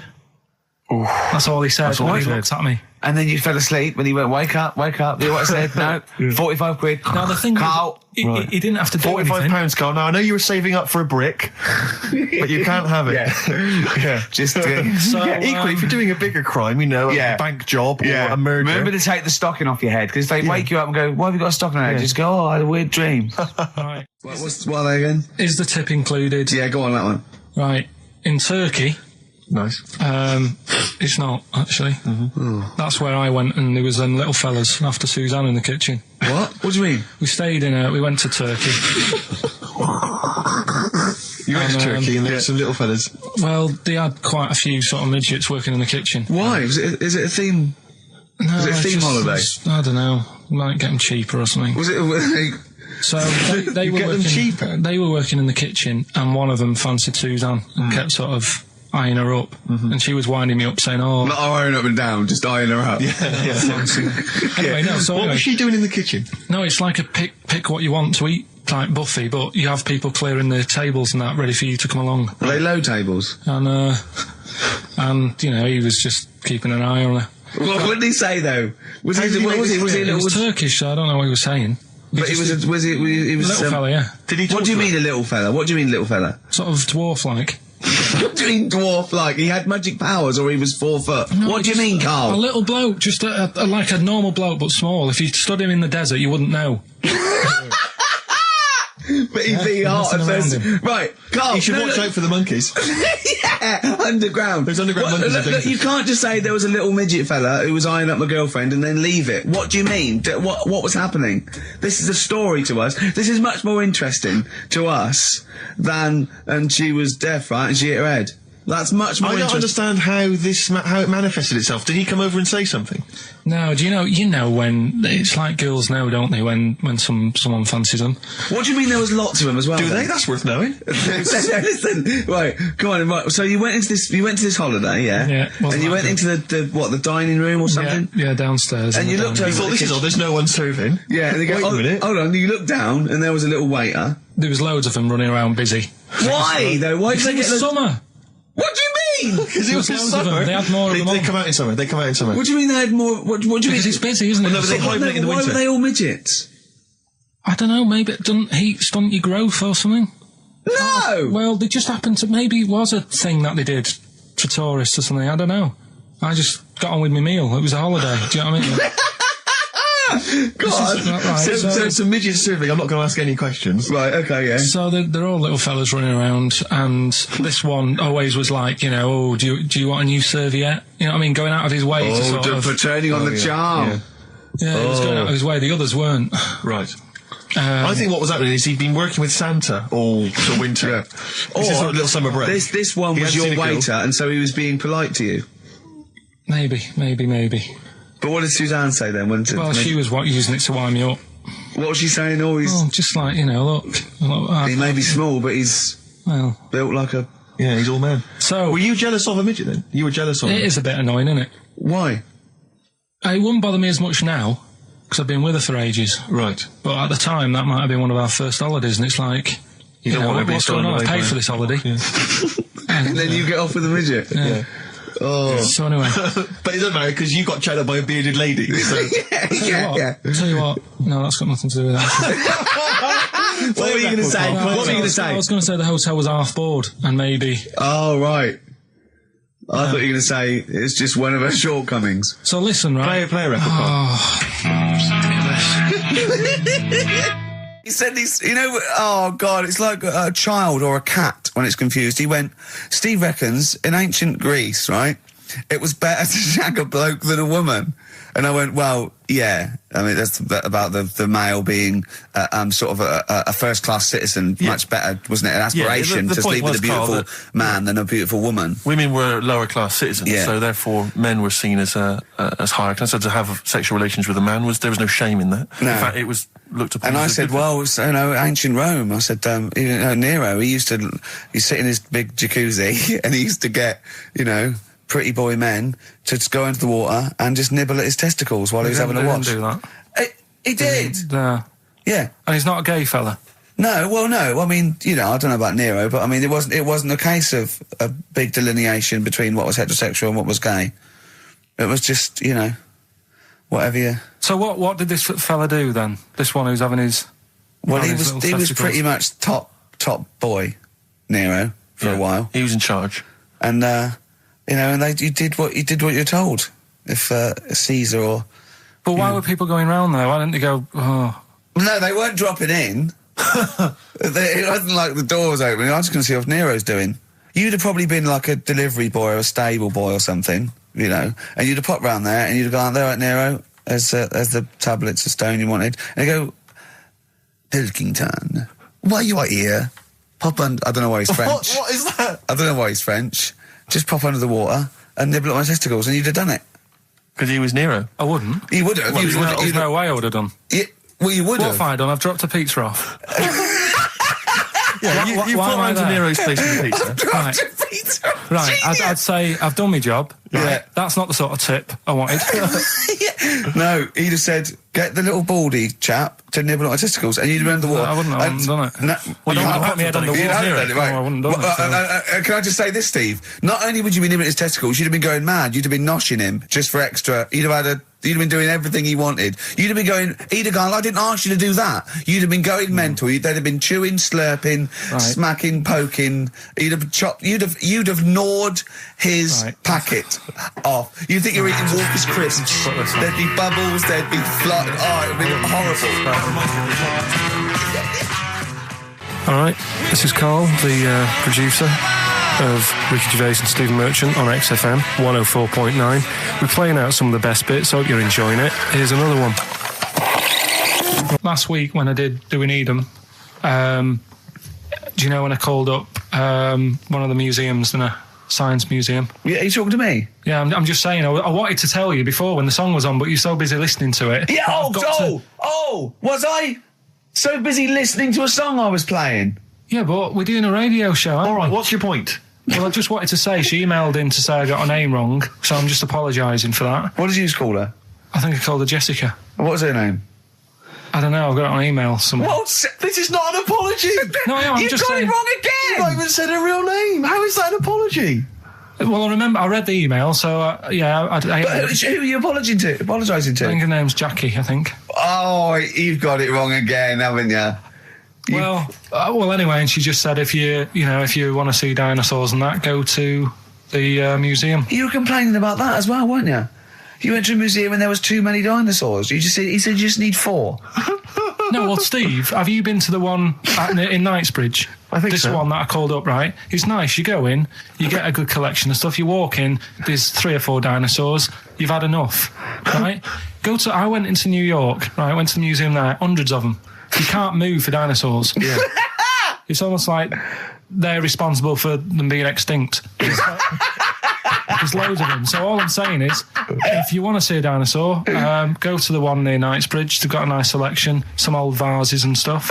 It's worth going. So... some people emailed in the songs with stories in it. One of them was Babushka, and he went, "What's that?" And I went, "That's Katie Bush." What is it? I said, "Oh, it's about a woman who dresses up as another woman and seduces her husband." He went, "They wouldn't work." Just dismissed it like that. Why do you think it would work? Because you'd know. I mean, say like, right, Suzanne, right, who I go out with, right? She can see me from, say, if I'm coming down the high street. Yeah. She knows it's me by the way I walk. Right. So, just the fact that this woman went and put a wig on, there is no... You haven't even heard the song! I know, but you're saying that she put a disguise on and he's like, oh, I fancy her, and he takes her out, and he doesn't know it's his missus. It's just... You're not buying it. I mean, I'm controlling this. Whereas the flea with your brain going to Glasgow, perfect sense. Yeah, Babushka, rubbish. Carl, can we have the tomato story after the next tune? Yeah. Bit of Coldplay? Yeah, love it. Yeah. I was watching, did you watch The Mammals in the week? No, David Attenborough? No. I was thinking, actually, right, all this MTV stuff, if there's one reason why I'd like to do it, is I was watching Attenborough, the Mammals programme. I reckon I could do something like that. Right. And just have like me, instead of Attenborough, like a young sort of fresh person, watching like certain animals and saying, do we need these? Do you know what I mean? Yeah. Oh, God! What do you call it? Death on Earth? Well, that's amazing! Do we need these? And, the audience at home would vote. Would there be some kind of telephone like a vote? vote-out system. Oh, the thing is like, it's something interesting that Attenborough was saying the other night on on Jonathan Ross's show, on his telly show, right? He was saying, he said, you could take all the humans off the Earth and it would carry on. But take, like, some animals off it, mammals and that, you got problems on your hands. I thought that was quite interesting. Yeah. So it's like the question is, do we need these? Is that part of the big thing? Right. Like jellyfish. Yeah. We've talked about jellyfish. Yeah. Yeah. So which mammals in particular were you talked about watching that that you Zoe Ball thought... show, haven't you? Hey? Which mammals were you thinking we don't need when you watched the show the other night? Any in particular that you thought they don't need them? They're not of interest. Well, I like whales, but I don't know what they do. And they're taking up quite a lot of room. Sure. But stuff like but like jellyfish, I looked into because I was talking about them, and they were saying they've got no eyes, no heart. There's something like 97% water. Yeah. They're blind and they do about 33 miles a day. Right. So it's like, do we need them? Could we clear them out? Yeah. The big net. That would be like the programme. What? Right, we'll get rid of them. Next week we'll be looking at rhinos. I think it's genius. Honestly, I think it's genius. And like going along, sort of like picking up sea anemones and going and just lobbing them into the sea. Well, what do you think about MTV doing that? And then I just, in between the bits, play music. I play music related to fish, so I could play like fish. Yeah. Like Rock Guy, or the animals. Rock Lobster. Yeah. Or what else could I get could in run there? and run. What other songs have got animals in them? The monkeys? Could play the monkeys. Yeah, there's about 1 million, so let's not start this. No, but do you know what I mean? So do we need this? So MTV flies you around the world to the most incredible exotic locations. You sort of climb up a tree or whatever next to, I don't know what lives up a tree, some kind of rare parrot. You say, look at that, it's colourful, it's interesting. Oh, you like sloths, don't you? No, they just live up trees, but I'd say, do we need them? Why? Well, what do they do? What do you mean? What do they do? What do you want from an animal? Carpentry. What do you want? I don't like scorpions, right? But then I found out they look after those monkey things. They're not monkeys, they're lizards. Well, all right, yeah, then lizards. They look after the lizards. So there's a reason. But do you need the lizard? Would be your next question. Because the local people made shoes out of them. But not when the scorpion protected them, they didn't. All right, we don't need them then. Okay. So ultimately, would anyone decide? I mean, do the animals kind of get a chance to mount a case for their survival? I mean, is there maybe someone that comes into their corner and sort of defends them? I'd have like a David Attenborough type character who says, well, they do this, and I'll go, yeah, but do we need that doing? Yeah. Okay. So what does an animal need to do in order for you to feel that it sort of gets a chance of life? I mean, like a pet, like an animal, like a dog maybe, or a cat, I mean, they give a certain affection to its owner. Is that a valid reason to survive? Not particularly for you. Not really. No, okay. I've been saying that, though. Blind people use dogs, so they are useful. So dogs are useful. Farmers use they dogs. often save people, don't they, in snowy weather? Cats.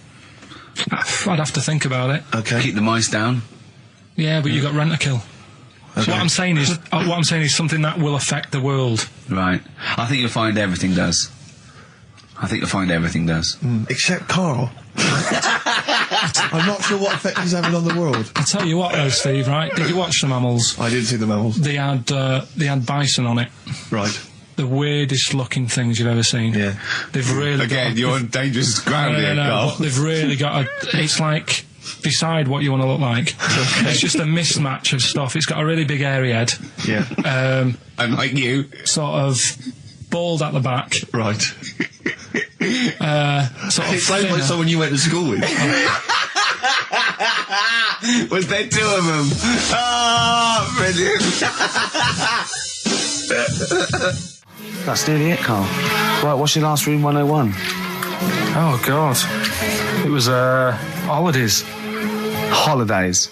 Well, you want to put holidays in room 101? People who are sort of annoying on holiday. Oh, yeah. Do you know when you go away? Oh, yeah. It's sort of touched on this before. Is this going to be the Scouse guy? Yeah. Go on.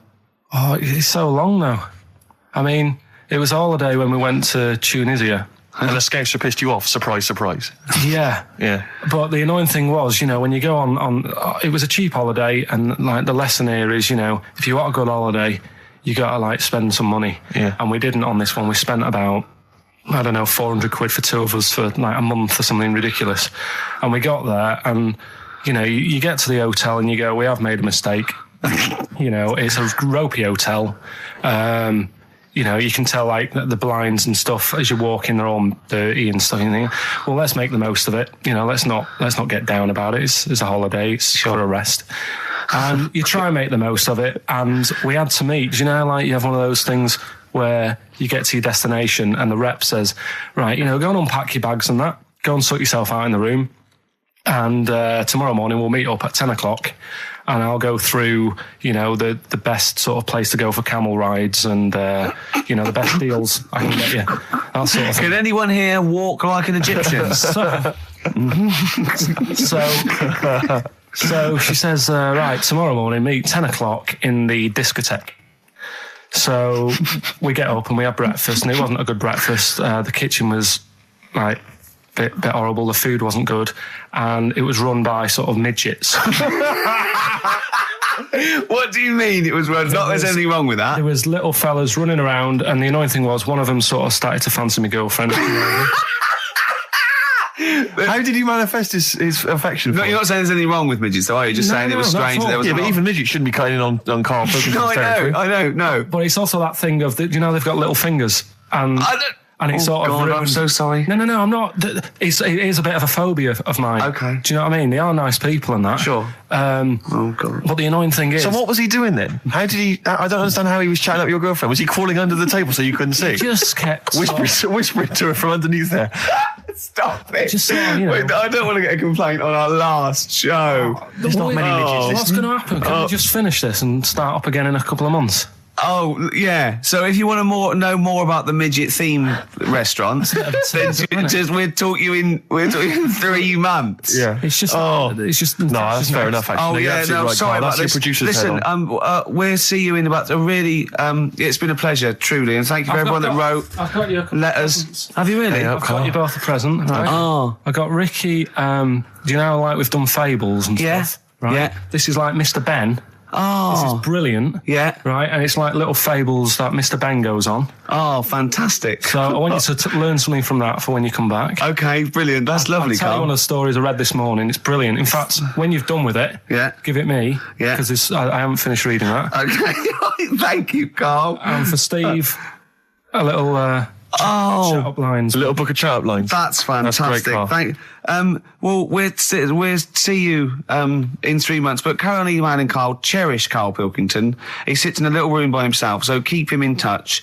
And we'll see you in August. We're going to leave you with something that we all love. This is There Is a Light That Never Goes Out by the Smiths. Very apt, I think. Goodbye. See you later. You've been voting in all week, sending your emails. So here's the clips that you wanted. Right, badly drawn boy, born again. Right, just get this educating Ricky out of the way. So, Turkey, yeah. So what is this again? This is educating Ricky, is the tip included. Right. Apparently a fellow was on holiday in Turkey. He's just having a normal holiday, weather's good, you know, he's having a good time. Waiters are all normal height. Yeah. He's having his meal.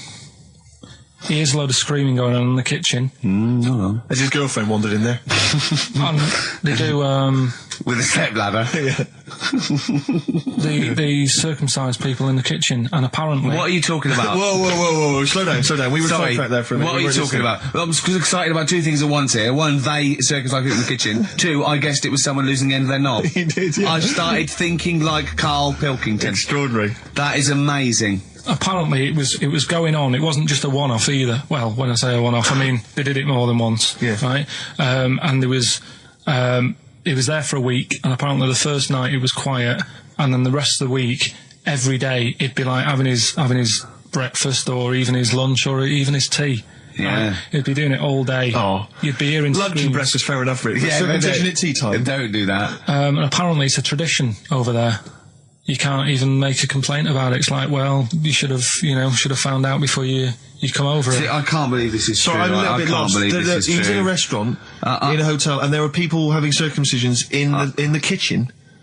Yeah. Is that right? I'm even worried that we're bordering on the racist here, suggesting that is tradition, that Turkish people cut the end of their cocks off in the kitchen. Yeah. At meal times. I think you're wrong, Carl. This just sounds ludicrous, Carl. No, I don't think it happens everywhere. Right. I think this Just in this hotel. Certain places. Certain hotels. Certain hotels. What is it, like 2-star? Yeah. Why did he go to the Foreskin Inn? It was his own fault, wasn't it? So that's sorry, that's it, is it? Have they closed? Wait. That's the story. You educated me, right? Once a fella saw some Turkish people cutting the tip of their knob off in the kitchen. Thanks very much. Thanks very much, Carl. Got any more? Well, there's things you can learn from it. Either don't go to Turkey. No! Don't have calamari when you're over there.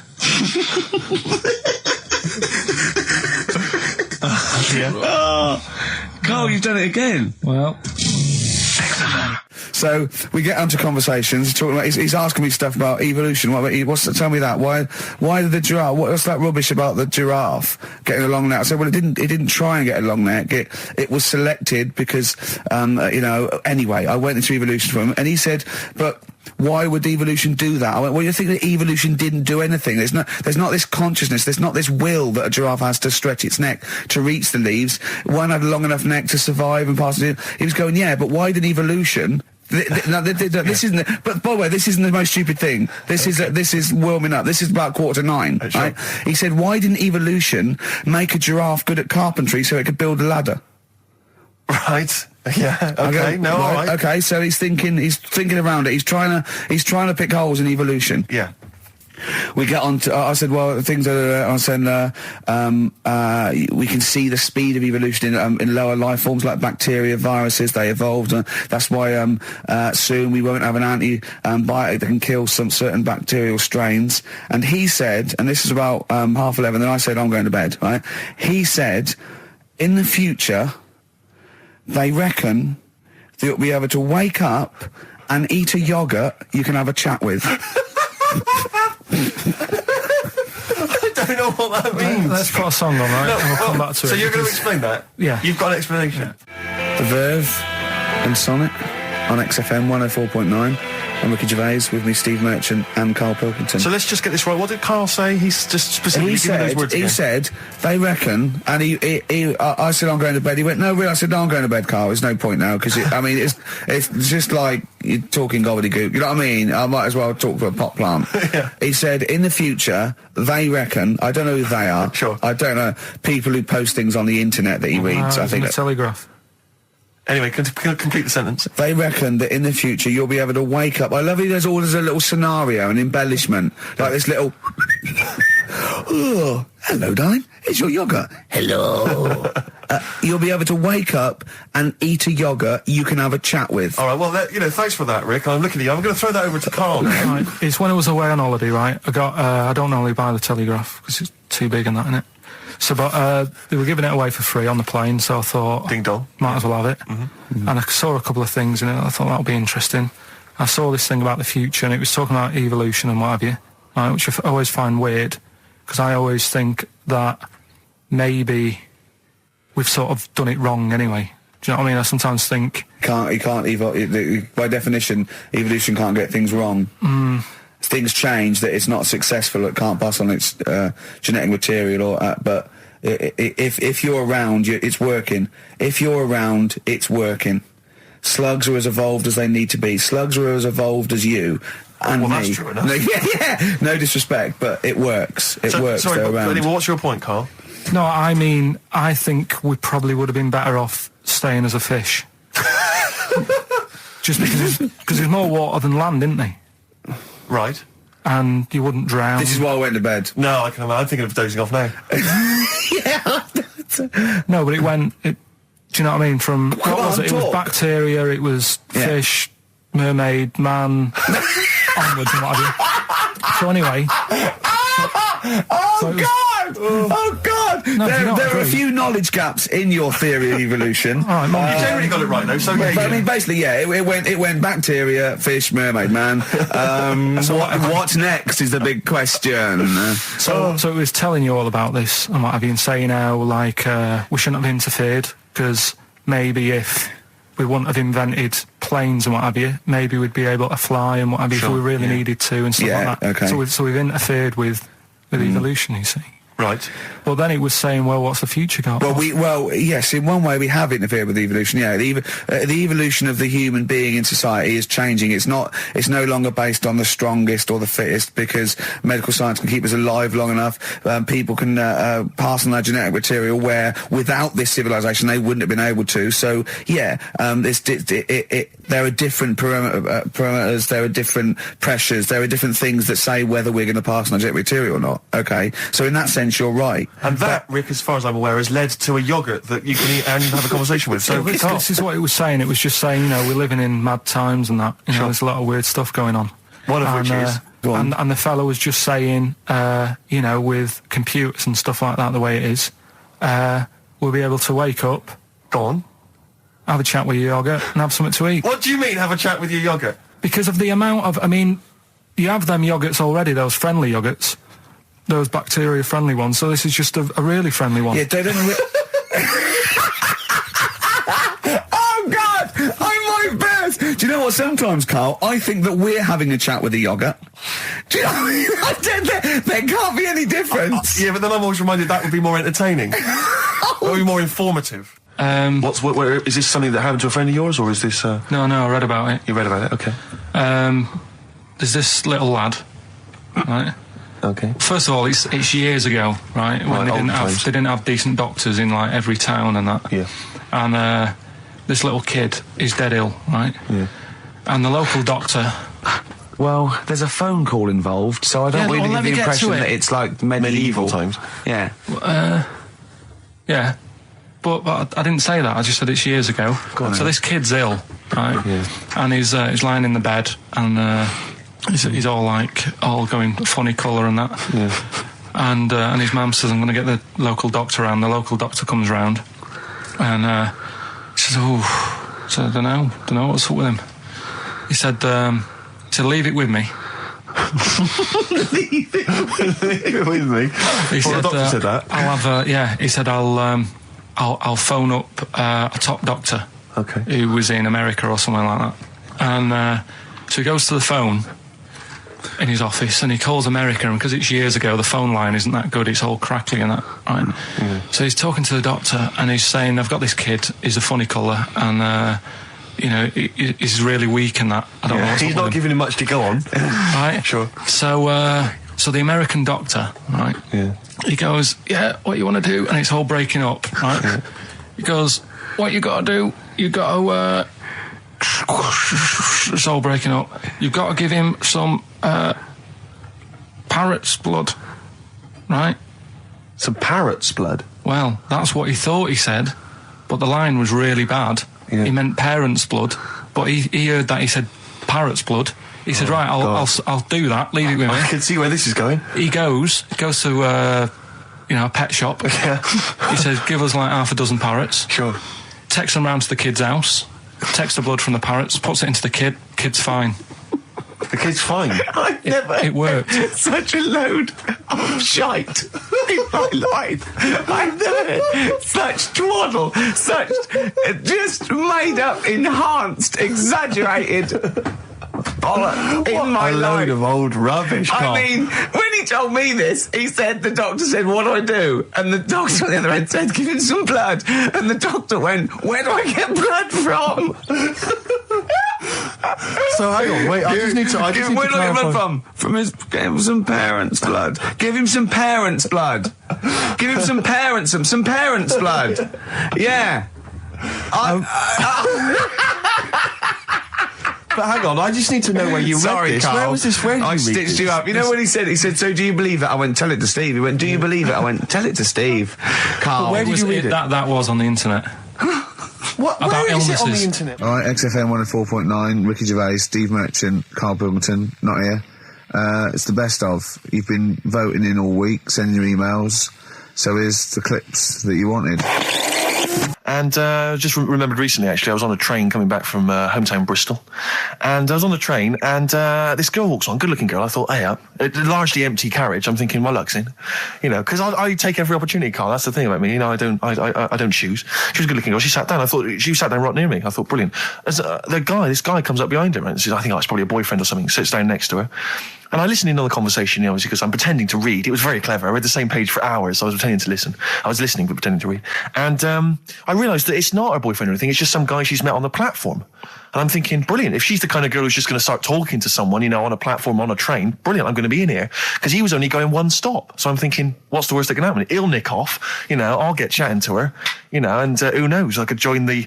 is there a train equivalent? Foot High Club. The Foot High Club, brilliant. And so I'm excited, I'm listening in.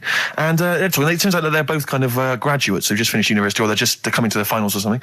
And they're chatting away, and he's making a couple of witticisms, and she's kind of tittering at his jokes. I'm thinking, well, I'll tell you this, if she's laughing at this kind of material, I am going to blow her away, with my kind of anecdotes and wry observations, It was weak stuff, I got to be honest. Really? He was coming out with nothing. He was running on empty, as far as I'm concerned. Yeah. And she was loving it. So I'm thinking, brilliant, I'm going to be right in here. And then they get moving on to higher brow things, and I think she was going to study kind of Marxism or something like that, or communism, something. And she was asking him, by way of conversation, she was asking him what he knew about Marxism, And he was fumbling for his vague knowledge of it that he had in his life. And I'm just sat there thinking, come on, love, in any given capitalist environment, the proletariat will revolt against their oppression by the bourgeoisie, and after a brief period of socialist rule, emerges a classist society governed by community cooperation. Well, if that sort of talk wouldn't get a woman hot, I don't know what you'd use then. If Marx and Engels is not going to get a woman sweaty down below, hello, I then know. nothing is. No. Then my name is You're not just Steve biding Merchant. your time. Yeah? Exactly. I'm just going to go in for the kill any minute. Yeah. So anyway, it comes to his stop, right? He gets up. I'm thinking, this is a piece of cake. And he gets off, and off he goes. He walks off. And I'm thinking, brilliant. And I thought, I'll wait. I'll wait till the train's pulled away. I'm not going to leap in straight away. No. And he comes back along the carriage. And I'm thinking, hang on a minute. He goes, listen, do you mind if I give you my email address? Oh. Right? And if you want to get in touch, email me. I'm thinking, come on, you loser. Get off now. Save your face, please, before it's too much. And she accepts the email address because she obviously doesn't want to hurt his feelings, whatever. I'm thinking, fair enough. She's a good woman. I'm liking her. I'm loving her. I'm thinking, that's my kind of girl. So anyway, he gets off. I'm sat there, the train pulls away. I'm thinking, I'll wait a few minutes, I'll just, give it some time. Her phone rings. It's her friend on the phone. And she starts saying it, and I was listening in, and she was going, just met a guy on the train. I'm thinking, yeah, that's true enough. She goes, yeah, he was a good-looking guy. I thought, you're having a laugh, love. To be honest. Because I was looking at him, and she said to her friend, he looks a bit like tennis player Boris Becker. I thought, you should be so lucky. Frankly, because I saw him, he had awful facial hair, if that's what makes him look like Boris Becker. Terrible little goatee beard. It was laughable. I thought, I don't know. And then she goes the thing, and she's like, I met him, we got chatting and stuff. And she was going, it's not often that you meet someone, generally in life, who's, kind of thoughtful and intelligent and funny. I thought to myself, I'm not even going to waste my time with you, love. Frankly, if that's what you thought of him.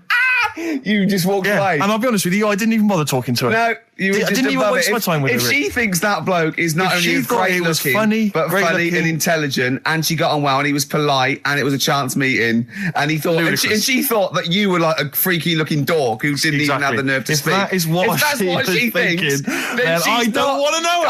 I couldn't. You walked away, and good luck to you. And I have my dignity intact. Yes, and she's nothing. And Karl Pilkington with his brand new show, What's the Song? What song am I thinking? No, I mean... You're nervous about this, aren't you, Rick? I am. You're worried. Well, because I've heard some of these clues before. And they're ramblings... Sometimes they're close to ramblings of a fool. Right? And it really is like those, what am I thinking? Yeah. I don't know, though. I actually was genuinely impressed by Born Slippy. I have to give him the benefit. That's one of the better ones. Because that was short, sweet, and it worked. Some of these, you say, they're not going to be quite as pissy. Some of them are like Emily Bronte novels. Now, listen. We're just going to go for it then. You do it, and we'll just get people to call up because I want to see the general public's confusion of trying to work out. Why don't you give us your next clue, and then we'll play a track, and then we'll hopefully have people on the line after the track to try and answer it, and you can recap briefly. So give us your clue now for what song am I thinking of? Right, this one. It's about a woman.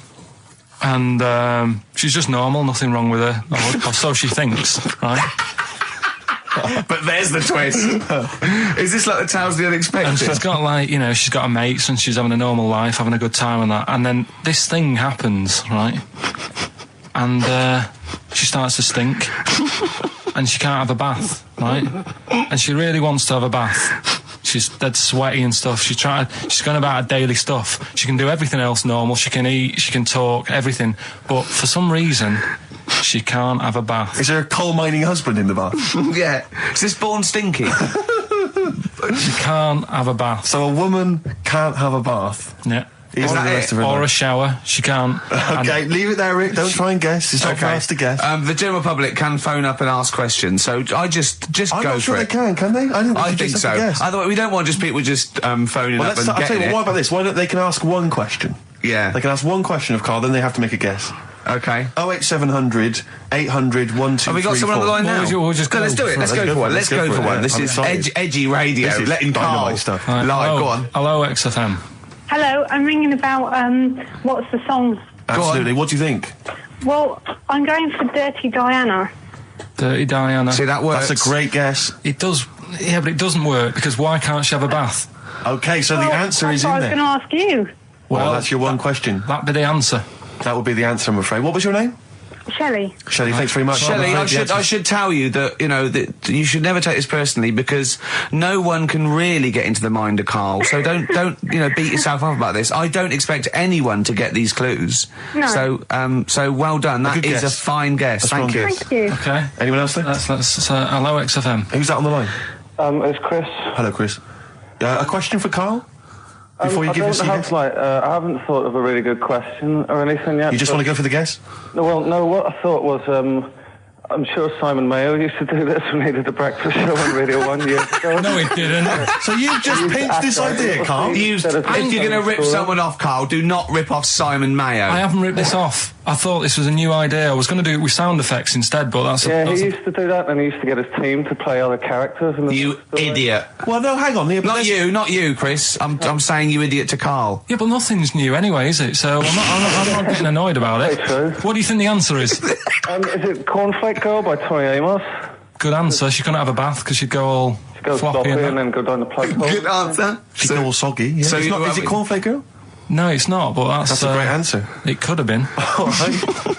Okay. You're already seeing the error of this, aren't you? I think this is great radio. I'm really hooked on this. I'm genuinely excited This now. is really like that, those so-called lateral thinkers. A man got into a field and dies. Why? He ran out of air. No. Not the one I'm thinking he was of. Shot. No. That was a good answer, well, but... couldn't, like, Simon Mayo, sue you or something for doing it? Will you stop? Don't mention that. Yeah. Listen, I think if you're going to steal ideas from someone, it should be a brain box like Mayo. I mean, he's the man who's the only example of one I can ever remember hearing in his show, because I was quite young then, was some people were pretending to, tap someone's phone or something, and then they got caught, and the answer was just bugging by whistle, because they were... Genius. That was absolute genius. That's absolute genius. See, Carl, that's the sort of standard you've got to come up against. Thanks very much, Chris. The phone lines are hot. Hello, XFM. Hi, is it Candy Perfume Girl? Is it what? Candy Perfume Girl. Candy Perfume Girl? Yeah. Candy Perfume Girl. Is it? Well, who's that by? Madonna. No, it's... That sounds like an obscure album track. No, it's just one of her songs. Just think about it. She stinks and everything. She's a normal life. I didn't say she was a sweet or anything. But for some reason she can't have a bath or a shower. Is this a big song? Just to give him a clue. It's a bigger song than Candy Sweet Girl. Thank you very much indeed for your guess. It clearly is right. Thank you. Cheers. Sorry. Okay, one more, then we go to a record. Come on. Okay. Go on. Hello, XFM. Carl. Yeah. Is it High and Dry by Radiohead? High and dry. High and dry. Now that's great. She smells, which is another word for high. She's dry because she doesn't have a shower. Carl, if it isn't that, yours will never be as good as that. He's the winner. Whatever you're thinking of, that clue is brilliant. What's your name, mate? It's Richie. Richard, I mean, you can't beat that. That's a bit too lateral. Don't be stupid. It's perfect. He's made yours into a clever clue. He's made high, she smells, dry, she never gets in the bath or shower. It's not that, is it, Carl? No, it's not. You don't even get that, do you? Not really. Have you ever heard of the word high being used to mean sort of smelly? No. No. Oh, what? That was where you went wrong there, mate. Richard, I'm declaring you the winner, even though that isn't the answer. I don't think we should give up this early. Can we just let's play a song and give it one more chance, because if people think about it, it is really easy. So I'm not going to find out the answer now because I've got to go out. Okay, we'll do it very quickly. Stay in for 10 minutes. We're just going to play a new Coldplay track. Okay, let's play Coldplay and then we'll come back with this. Carl, it was you that worked out the maths and worked out I was 28, because they just worked out I'm 27. You are 27. No way. Yeah, I asked you, didn't I? And I said... but what I sort of questioned was, I said, well, if you're 27 today, that means last week you were 26. Well done, yeah. That's irrelevant. So therefore you assumed that I must be 28 then? Yeah. Whereas I assumed you were using, your knowledge of maths, such as it is. I wouldn't do that. No, sure. Wow.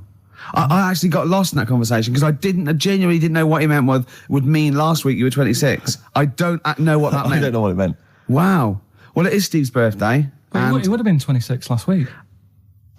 Sometimes you genuinely frighten me because it's those staring eyes. There's nothing behind him. It's this little bald head. Looks like Davros looking at me. Genuine fear on his face when he enters into a conversation with another human being. What bit don't you understand? If he's 27 today, he would have been 26 last week, and he doesn't look 26. He didn't look 26 last week.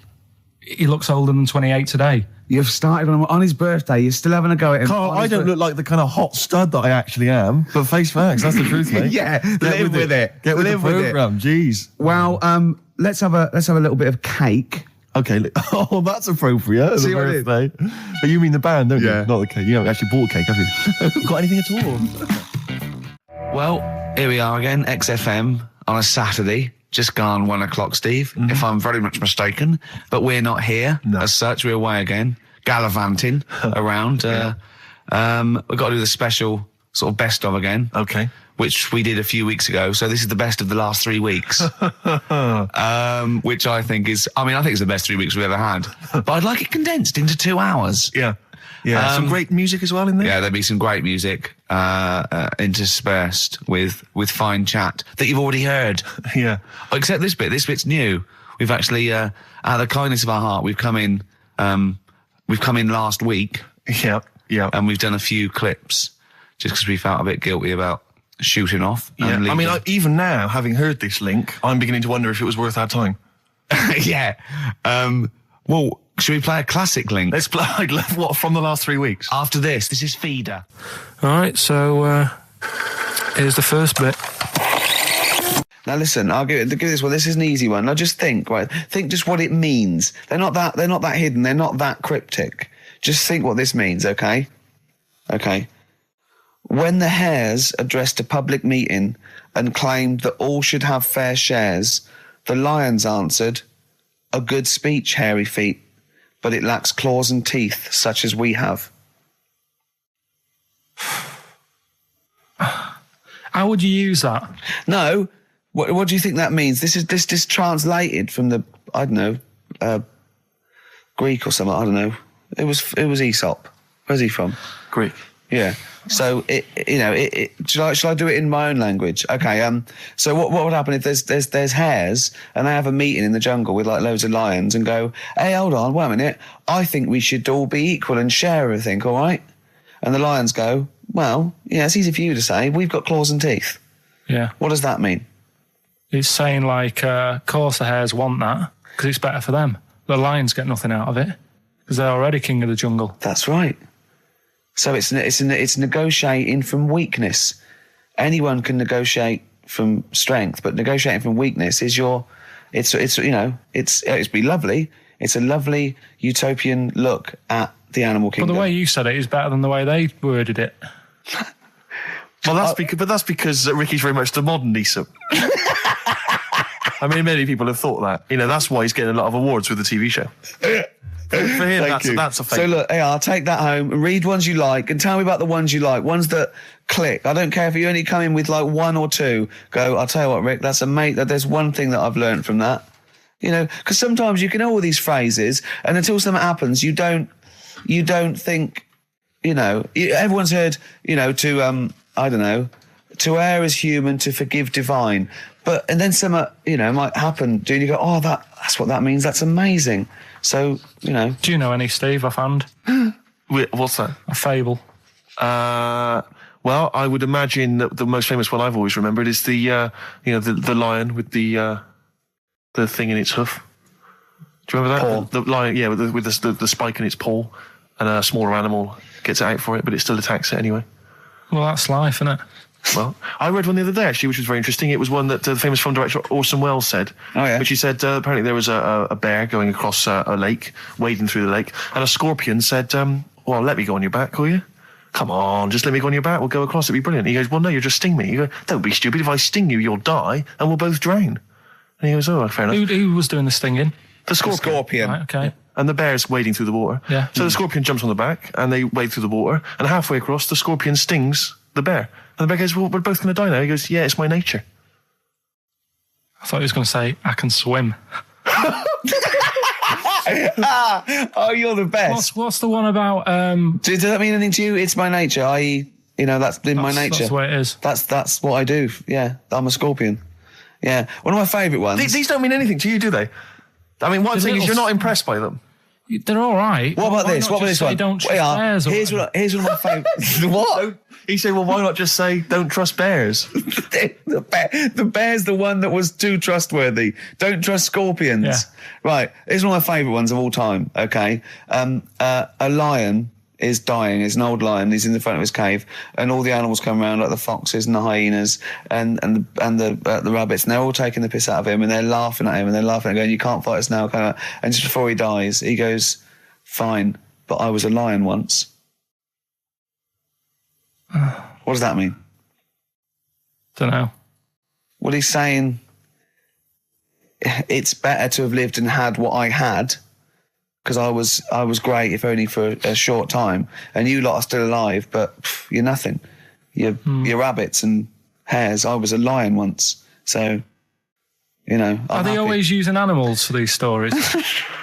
Well, yeah, I could change it to refrigerators and household appliances if it would make it help, but animals, you know. I remember the one about being ill a lot, and you say something about go on. You know, if you keep doing that, if you keep having time off, well, I won't believe you. That's the boy who cried wolf. Is that right? Yeah. Do you know that one? Have you heard the famous one? This is probably the most powerful one. When you're pulling a face, and they say, well, if you keep doing that, the wind changes. I've You'll heard stay like that. Because you know that's scientifically proven. That is. That can happen. That can happen. Should we have hip hop hooray? Yeah. Are you queued up for that?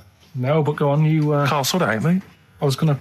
No, come on, this is what I asked you to play, mate. If you've not, you know, you're getting too big for your boots now with your showbiz lifestyle. You're not paying attention, are you? You're not playing the record if we want you to play it. Heat magazine's favourite. Yeah. Okay, so, you dropped that, CD now, that's clumsy. Oh. You know, you're, you know, with the big I can't believe you're not... Oh, fables are great. He's not impressed, is he, Rick? No, I am. I mean, you know, once I take this book home tonight and that, have a read, I might change my mind on them next week. You're coming all stressed. I'm not impressed with the ones you've been talking about, I must admit. Okay. Coldplay, The Scientist on XFM 104.9. Right, competition, isn't it? No, it's Educating Ricky Part 2. Oh, is it? Yep. I wasn't even listening. He's doing all the work, I wasn't even listening. Oh, and he spilled some water down that. Right, what's this one again then? Right. What's the teaser headline? Teaser headline is, What's Tomato with You? Brilliant. Yeah? Go on in. How excited were you when you came up with that? You couldn't wait to come in and tell us, could you?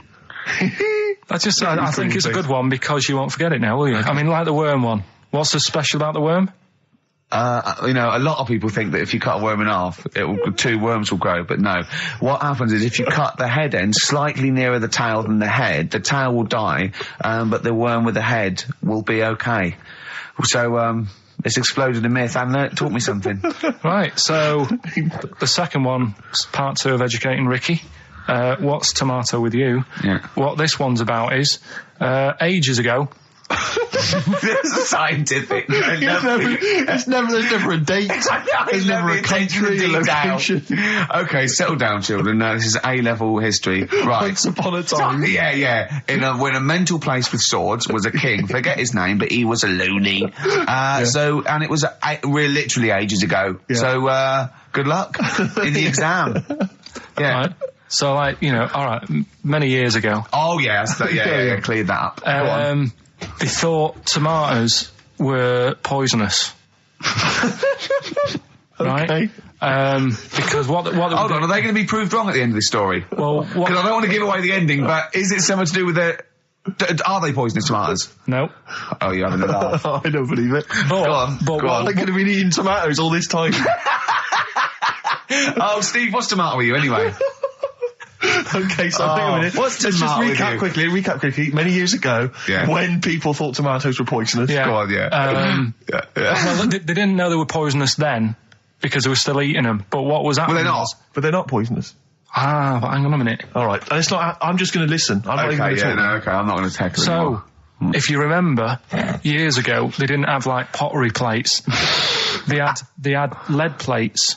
Right? What are you talking? Just let him talk. Sorry, what year is this? Let him talk. Come on. Plates made out of lead, and what they'd end up doing, they'd say, right, do you want a tomato? And they'd go, yeah, all right. And they'd put the tomato on the lead plate and cut it. And because of the acid in the tomato, right, it would sort of make the lead runny, and the lead would go into the tomato, and they'd say, oh, it's lovely this, and they'd be eating it. They'd get food poisoning, lead poisoning, what have you, and they'd be really ill. So they thought tomatoes were poisonous, so they didn't eat them for many years. And when you say they, do you mean the people of Narnia? Yeah, this didn't happen. Where was this happening? Sort of in Britain and that. You put him on the spot there. Oh, I hope there's no uppity pupils at this school when they go, what do you mean, sir? Oh, if you're going to... Oh, I'm fed up with you. Do you understand? No. So the No, you've got... No, right, okay, first of all, Carl, where'd you get this information from? Where 14 did I get times that? as well? Do you know... You can't remember? I don't know where I got that from.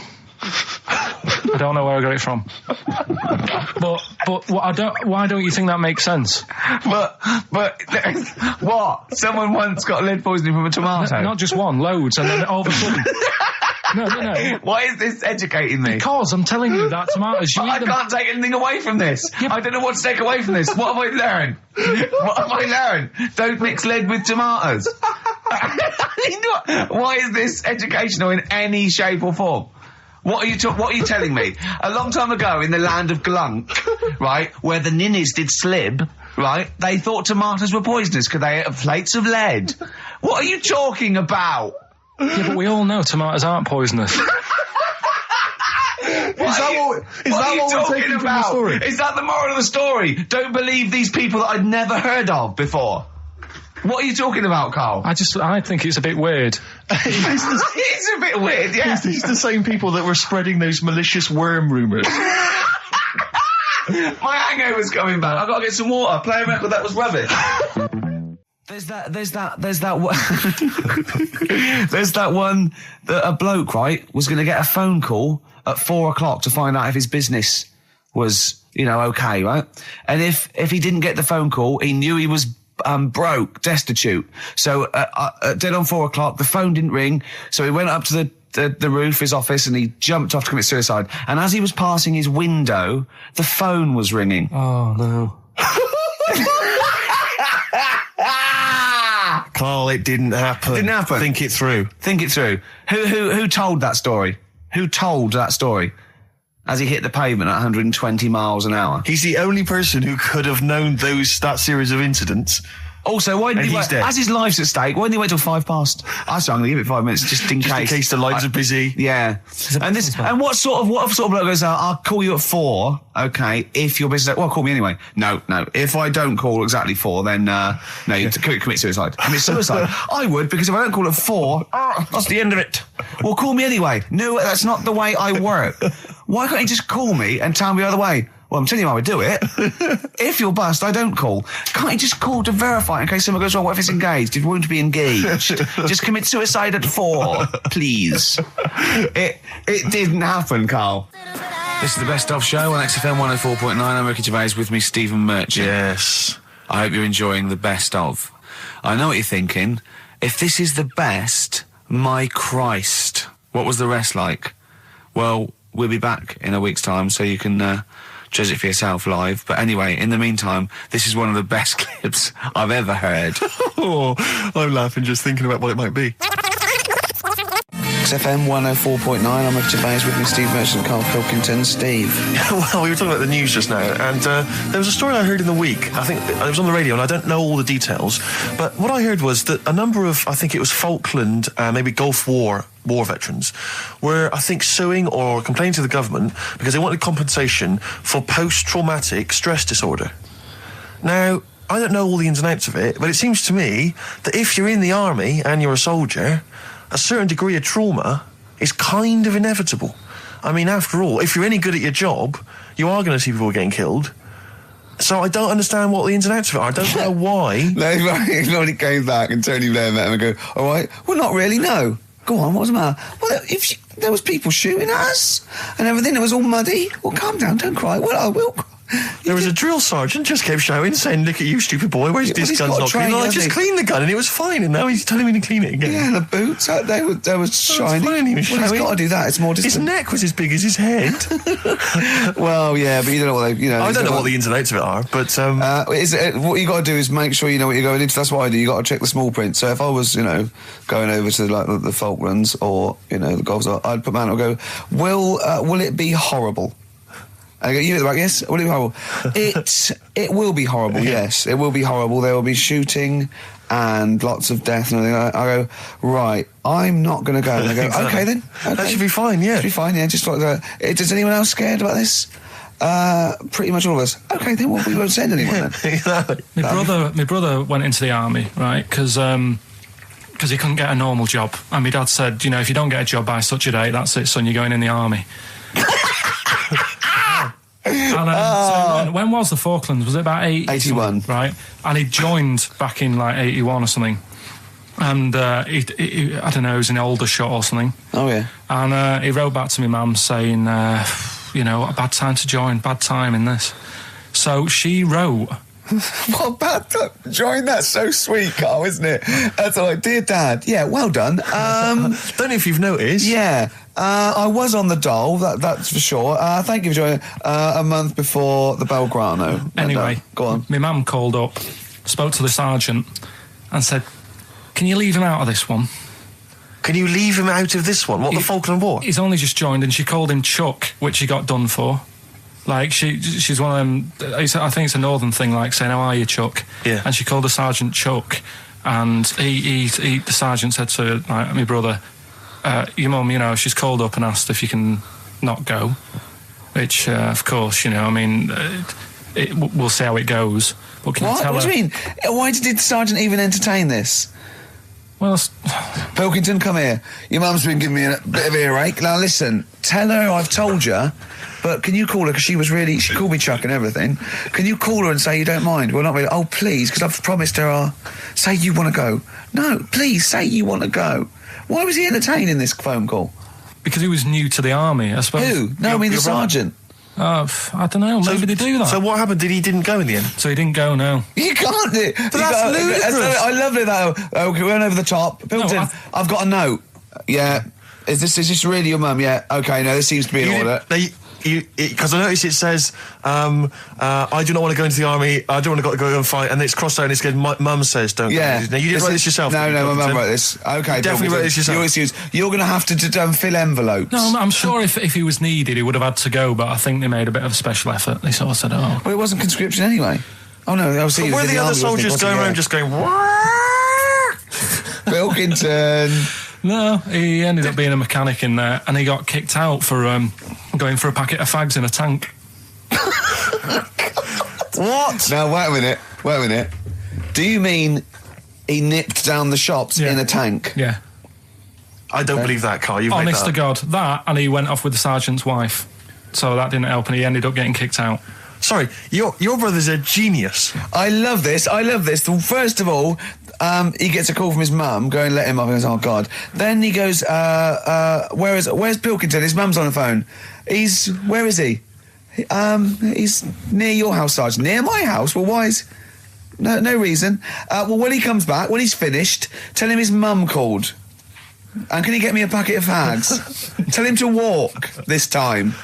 Wow. This is ludicrous. So the sergeant found out that he was sleeping with his wife? Yeah, I don't know. I mean, Did your mum phone up and say, let him off?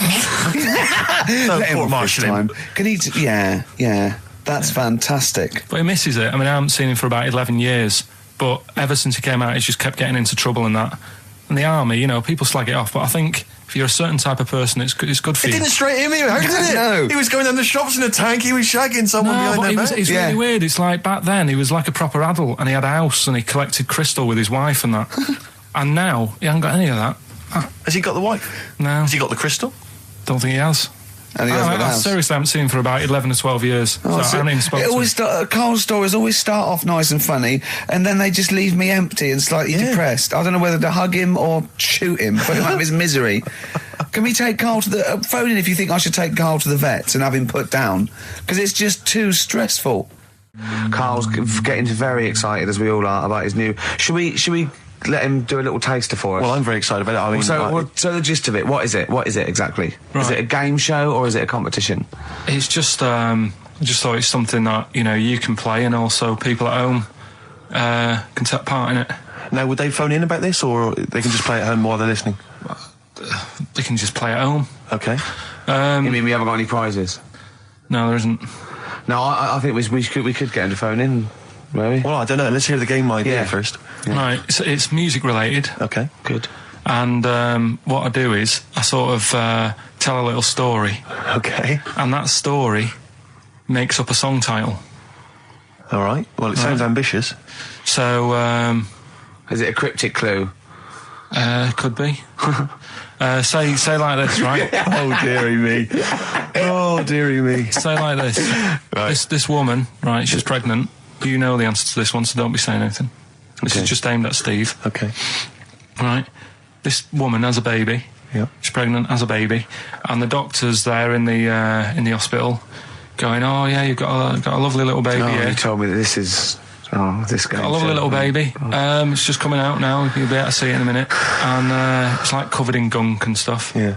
And he's going, yeah, it's nearly here. It's coming out. I see its little head and that. And he gets hold of it and it's full of all this gunk, right? The baby's full of gunk? Yeah, like the... Covered in gunk or full of gunk?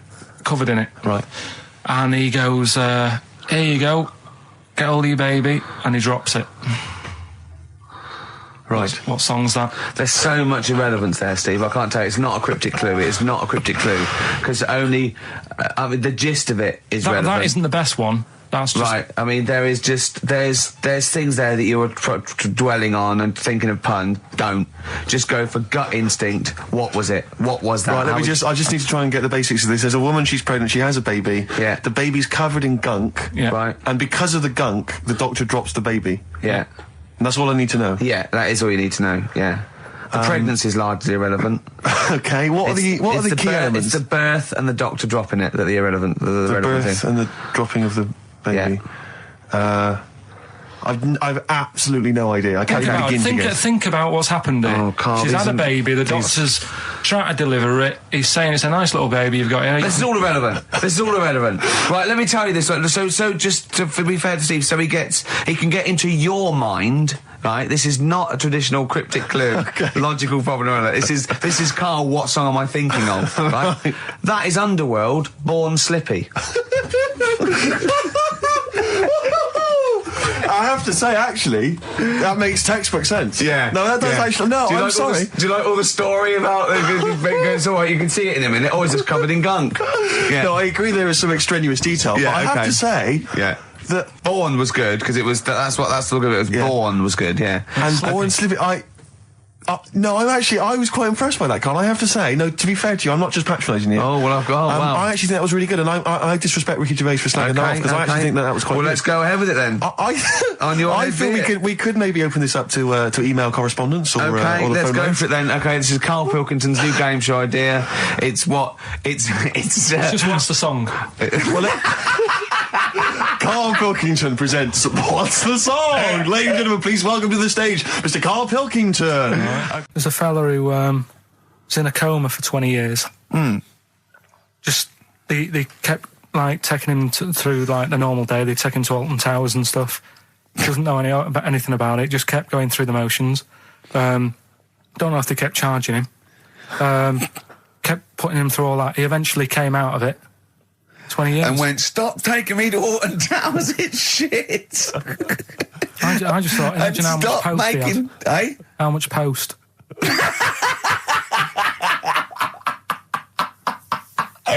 Oh, Did you read about that guy in the paper, Carl? He, sorry, on the internet. He in about, I think it was about 1984, 85, he had a terrible car accident. But this must be it. He went into a coma. This must be what he's talking about. Well, they didn't take him to Alton Towers. Of course they didn't. But you've got to try and decipher the truth from the conjecture, from the thing that I mean, don't forget, Carl realises that he's had a dream. He talks to Suzanne and goes, that was good, wasn't it, last night we were in the plane? She goes, no, that's a dream. He goes, oh yeah, where's my cornflakes? You got to, you know what I mean? I can now decipher what he's actually seen, what he's read. Well, go on, what did you... Well, I'm assuming it's the same guy. It is the same guy. It was a guy in some small American town, and he'd had a car crash and he'd gone into a coma, and his wife had left him. She'd gone on with her life because he'd been in a coma since then. And he had just woken up recently. Marriage wasn't working. Marriage wasn't working. He just wasn't paying enough attention. He actually she was pregnant at the time, and so now his daughter is basically the same age as he was when he went into the coma. And he's just started coming around. He's just started making jokes. They said, how do you feel? He said horny, which I thought was quite witty for a man who'd been in a coma for however many years. But anyway, so he's slowly trying to rebuild what life he can. That's what do you make of that though? Because the thing is that he's missed. Imagine what he's missed, Carl. Imagine the music that he's missed. The Live TV Aid. programs. Missed Live Aid. Live Aid. He missed Phil Collins playing in 2 continents in one day. Which, frankly, I'd be devastated if I discovered that. Missed Bros. Yeah. Yeah, so he doesn't. So he put on ripped jeans and they go passe. They just have to send him a series of those I Love 1986 programs with Kate Thornton filling him in on what he's missed. Peter Kay reminding him of space operas. Yeah, he remembers those. Talking rubbish. Yeah. So extraordinary though, isn't it, Carl, to think? No, obviously. So had he aged much? Because he hadn't had any problems or anything, no worries. Well, he probably wouldn't have, physiologically, he probably wouldn't have the wear and tear of a 43-year-old man. Because he wouldn't have had sun, he wouldn't have had sort of nicotine, beer. Unless they were just feeding that to him. Anyway, still, yeah. So you'd feel groggy though, wouldn't you? Yeah, you might feel a bit groggy, yeah. Well, he's not fully back to normal. I mean, there's some kind of residual brain damage. Yeah. But nevertheless, he can form sentences. He's got no real memory, so he can't remember a lot of things. It was just when I saw Carl, it. have you been in an accident? You've been voting in all week, sending your emails. So here's the clips that you wanted. Okay, what's the next one? What's the educating Ricky? I don't know. See, like I say, I was looking around and there's stuff that is interesting. Right, I was looking on the web. But there's no point. Well, it's just that I found one about... what's the point? About a lad who 8 years old, but he's still breastfed. Now, I don't know if you can get anything out of that. Is that what his mum said?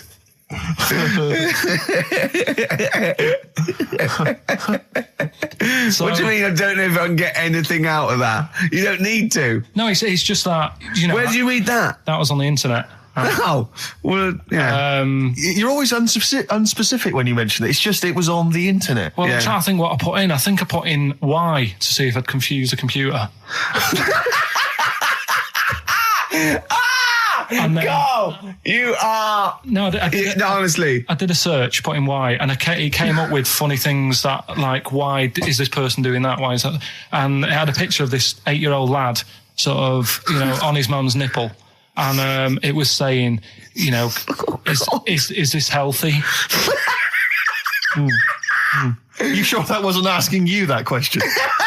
What? I put in Y just to confuse the computer. Like, we go, what do you mean? Yeah. Stop it. Yeah. Oh, look, last week I was walking home with him and I went, he was saying something stupid and I went, I've got a competition for next week. Let's do a phone in and it's called Karl Pilkington, Genius or Fool. Yeah. Right? And he went, No. I went, why not? He went, well, it'd be confusing because they say there's no difference between genius and being a fool. They do though, don't they? No, but it's rubbish and people say there's a fine line between madness and genius and, you know, it's a ridiculous soundbite.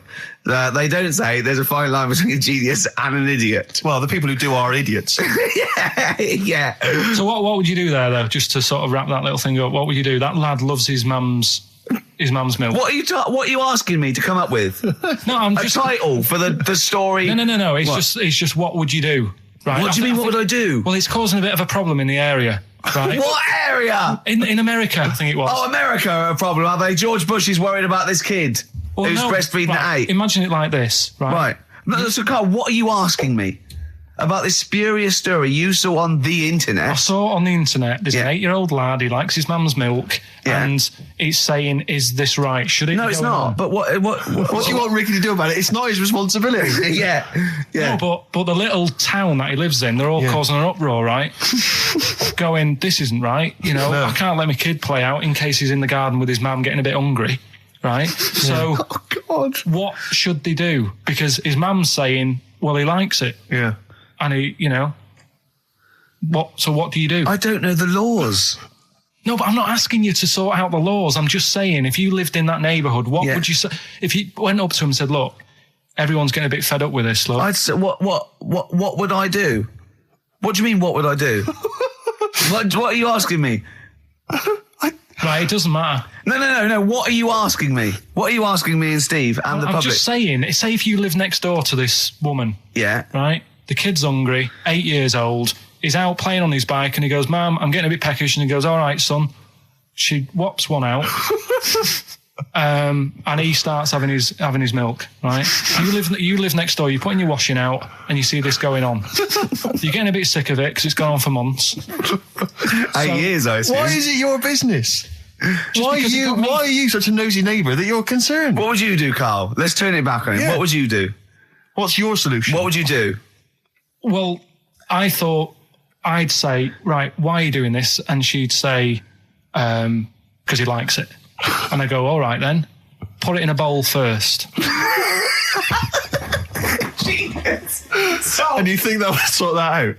No, because I was thinking about the whole thing, right? And you do that when you're a baby, and everything's all right, innit? Yeah. No one bats an eyelid at a little baby having a bit of milk from its mum's breast, right? Yeah. You'd almost say it was natural. But you grow out of it.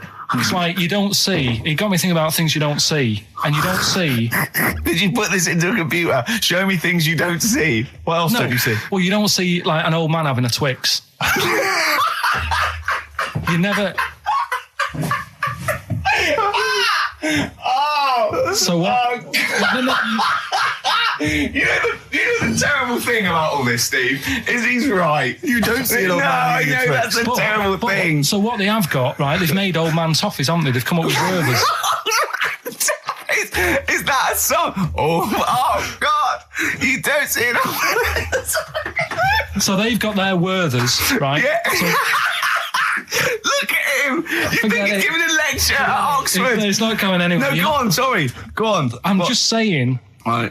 You grow out of things. Yeah. And the old man, I'm sure when he was a kid, he'd have a Twix. Yeah. Now it doesn't look right, so he's having... It doesn't look right! So... Right. I don't think Werther's originals were specially designed for old people. I think they were sweets that just happened to have been made for years. That's why old people eat them. Yeah. They didn't go, hang on, there's a market here. I've noticed old people aren't eating Twixes. Quick, let's make some old man sweets. But the little advert, he gives it to his grandson as well, doesn't he? He goes, I have a Werther's original. I think it cuts, though, before he throws it back in his face and get me a Twix. I used to sell mackerel. Did you? Yeah, I had a pet magpie. Did you? Called Maggie. Oh, pet magpie. You mean you captured it and didn't let it go away? Yeah. Can't have a pet magpie. But then it got really vicious. I mean... Well, it was like, let me go. What do you keep it in, a rabbit hutch? No, it flew around, but it used to just, like, come to me all the time. But then it started pecking my head and stuff. That's not a pet magpie. That's a bird in the garden. No, but I could actually... I could hold it and stuff. It wasn't scared of me, and it knew it was me. It used to come down from, like, the top... It hated you. That's why it wanted to peck you. Is that... And the other thing... I always remember being younger and like walking through the woods to school with my mum, and like, I was chasing a butterfly, and she said, "Oh, don't do that, Carl." And I said, "Why?" She said, "Because they only live a day." I said, "Oh, all right, I'll get a dead one in the morning." That's genius. That's great. That's quick thinking, isn't it? Oh, that's sweet. Let's play some. Carl was all flustered because there wasn't a record set up, and he's getting all tizzy. He's been more worried about his competitions than sorting out putting records on ready. What? I'm after Steve's Song for a Lover. Well, I'll tell you what. Why didn't you carry on with your educating Ricky section? I'll have a look on the We'll keep it going, Steve. Yeah, Cover. Go on then. Right, okay. We've had a few emails. Anyone got it right, Carl? Anyone? Ricky, educating Ricky. That's the final one. We've got to get that out of the way. We've got to get Rockbusters as well, though. We can do that at the end. We can whip. Go on then. But we've only got 5 minutes left. Come on, just do educating Ricky. Right. God. The last one that we haven't done is he's a bit of a nuisance. Go on then. Again, not really that interesting. Thanks. Telling you this one because come on, just do it. Or do it now. Steve, how we doing? Look, no, never mind that. Look, just tell me what that means. Oh, he's a nuisance. Oh, this is so annoying, Carl. I'm going to go mental. Right, talk. Right, listen, I'm just putting this in here, right? Right, nuisance is a bit of a nuisance. Yeah. Apparently, the old fella who used to hang people. 1800s? Yeah. He used to be able to tell somebody's weight just by looking at them. Right? That's a bit of a bonus fact. We'll be the judge of that. The thing that I wanted to tell you is money for old rope. Do you know what I'm saying? I can't even be bothered. Yes, you're going to tell me now. Come on, Carl. Right, I mean it. Basically, money for old rope came from the... right. What was all that about? He can tell someone's weight. What was all that bonus for? fact. And blind blessed shitting himself. What are you... What? Look at you... No, tell me that now. You nearly made me swear then. I'm getting really annoyed. I'm getting really annoyed now. Tell me this back, Carl, or I'm going to go mental. Come on, Carl. Time's running out. More that people years ago, when people used to be hung, right? Right. If you didn't like the person who's been hung, you'd go, God, I really don't like him. And so you never forget the time. Because if they're being hung, we take that as read. Yeah. So they never forget afterwards to get the hangman to get the rope and to cut it up into little pieces, and he'd sell them. He'd sell the little pieces of rope to people. See, Carl, that's the most interesting thing, if it's true, that you've come up with. Right, okay. And so so they sell the rope? They sell the rope, and it's money for old rope. Money for old rope? Meaning, like, you know, God, it's easy to make money, that all they have to do is cut it up and sell it. I'm cynical. I'm not so convinced. Right, listen, we're really tight. We haven't even got time for a last track. We've got an ad break and we've got to give out... Okay, give the answers then. This is ridiculous. Alright, this is Carl, the producer of Ricky Gervais and Stephen Merchant on XFM 104.9. We're playing out some of the best bits. Hope you're enjoying it. Here's another one. I've got that feature Educating Ricky, which is a bit of a play on words as well. Right. Do you know the film, Steve? Educating Rita? Yeah. I see what you've done. Go on. I'm doing that, and I teach Ricky stuff. What do you teach me, Carl? Well, I've got a few different topics. Go on. Do you know, like how you taught me about Hitler and Che Guevara and Winston Churchill? Mm-hmm. I'm going to come in with topics every week, and this week I've got ghosts. No, hanging bacon is one of the topics. Say that again. Hanging bacon. Hanging bacon. All the titles. Francis Bacon. No, all the titles are sort of named to sort of tease you and get you more interested in it. Hanging bacon. Well, you certainly intrigued. Go on. What's another title one? Hairy Chinese Kid. I'm going to go for that one. If there was a university degree with that title. Yeah, no, I'm going to go for Hairy Chinese Kid, And I think. the final one, Alien Gives Man a Beard. Right. Alien gives man a beard. I am going to burst. Right, listen, Carl, you've got to tell me. Right, first, let's do it in reverse. No, we're not going to do it now anyway. What do you mean? We've got to do it now. This is the first interesting thing you've said in an hour. Okay, the listeners have just been subjected to rubbish and mistakes and everything for the last 6 months. Please, we've got to do Alien Gives Man a Beard. What is that? Tell us that. Right. Sorry, this is just you telling me something, is it? This feature is you telling me something. Well, teaching you something. Educating Ricky. Huh? So are we playing it now? We're already into this feature. Well into this feature, are we? Yeah, I suppose we are, yeah. Should there not be a jingle or something? Yeah, can we have a jingle? There's no point, because look, I come up with ideas and you dismiss them straight away, so I'm not wasting my time making stuff. Right. If you don't like well, okay, it. let's play Educating Ricky. Right. Brilliant. Go. Right. So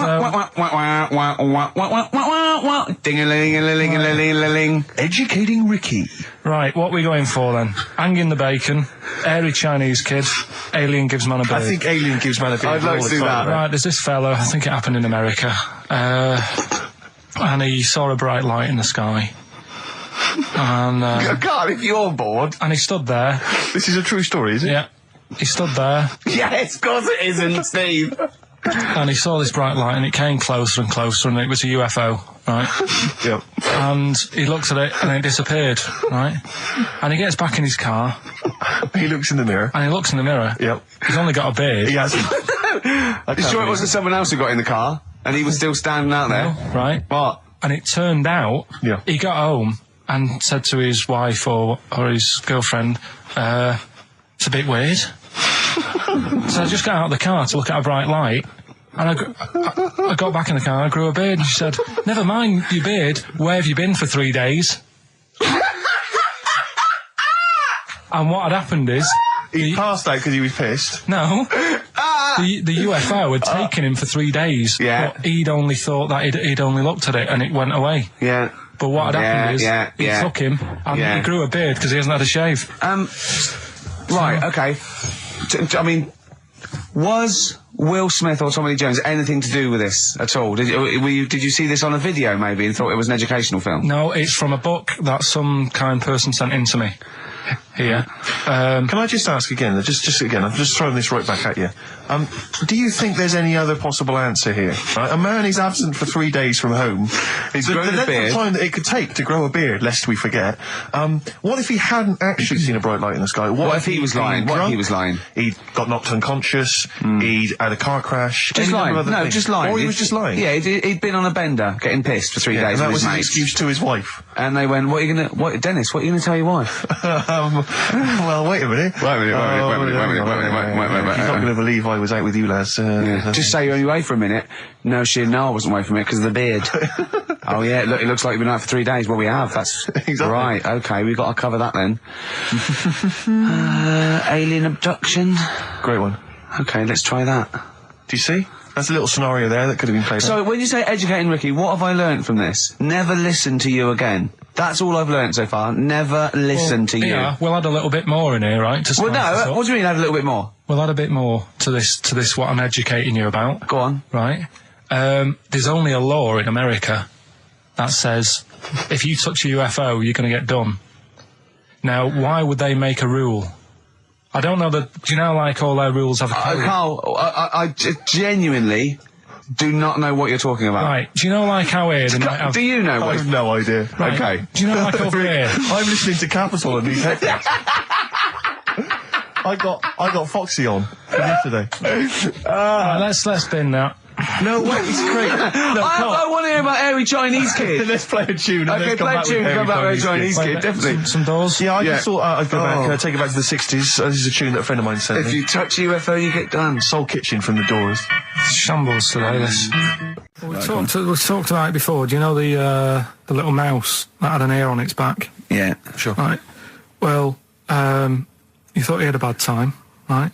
Listen to this one.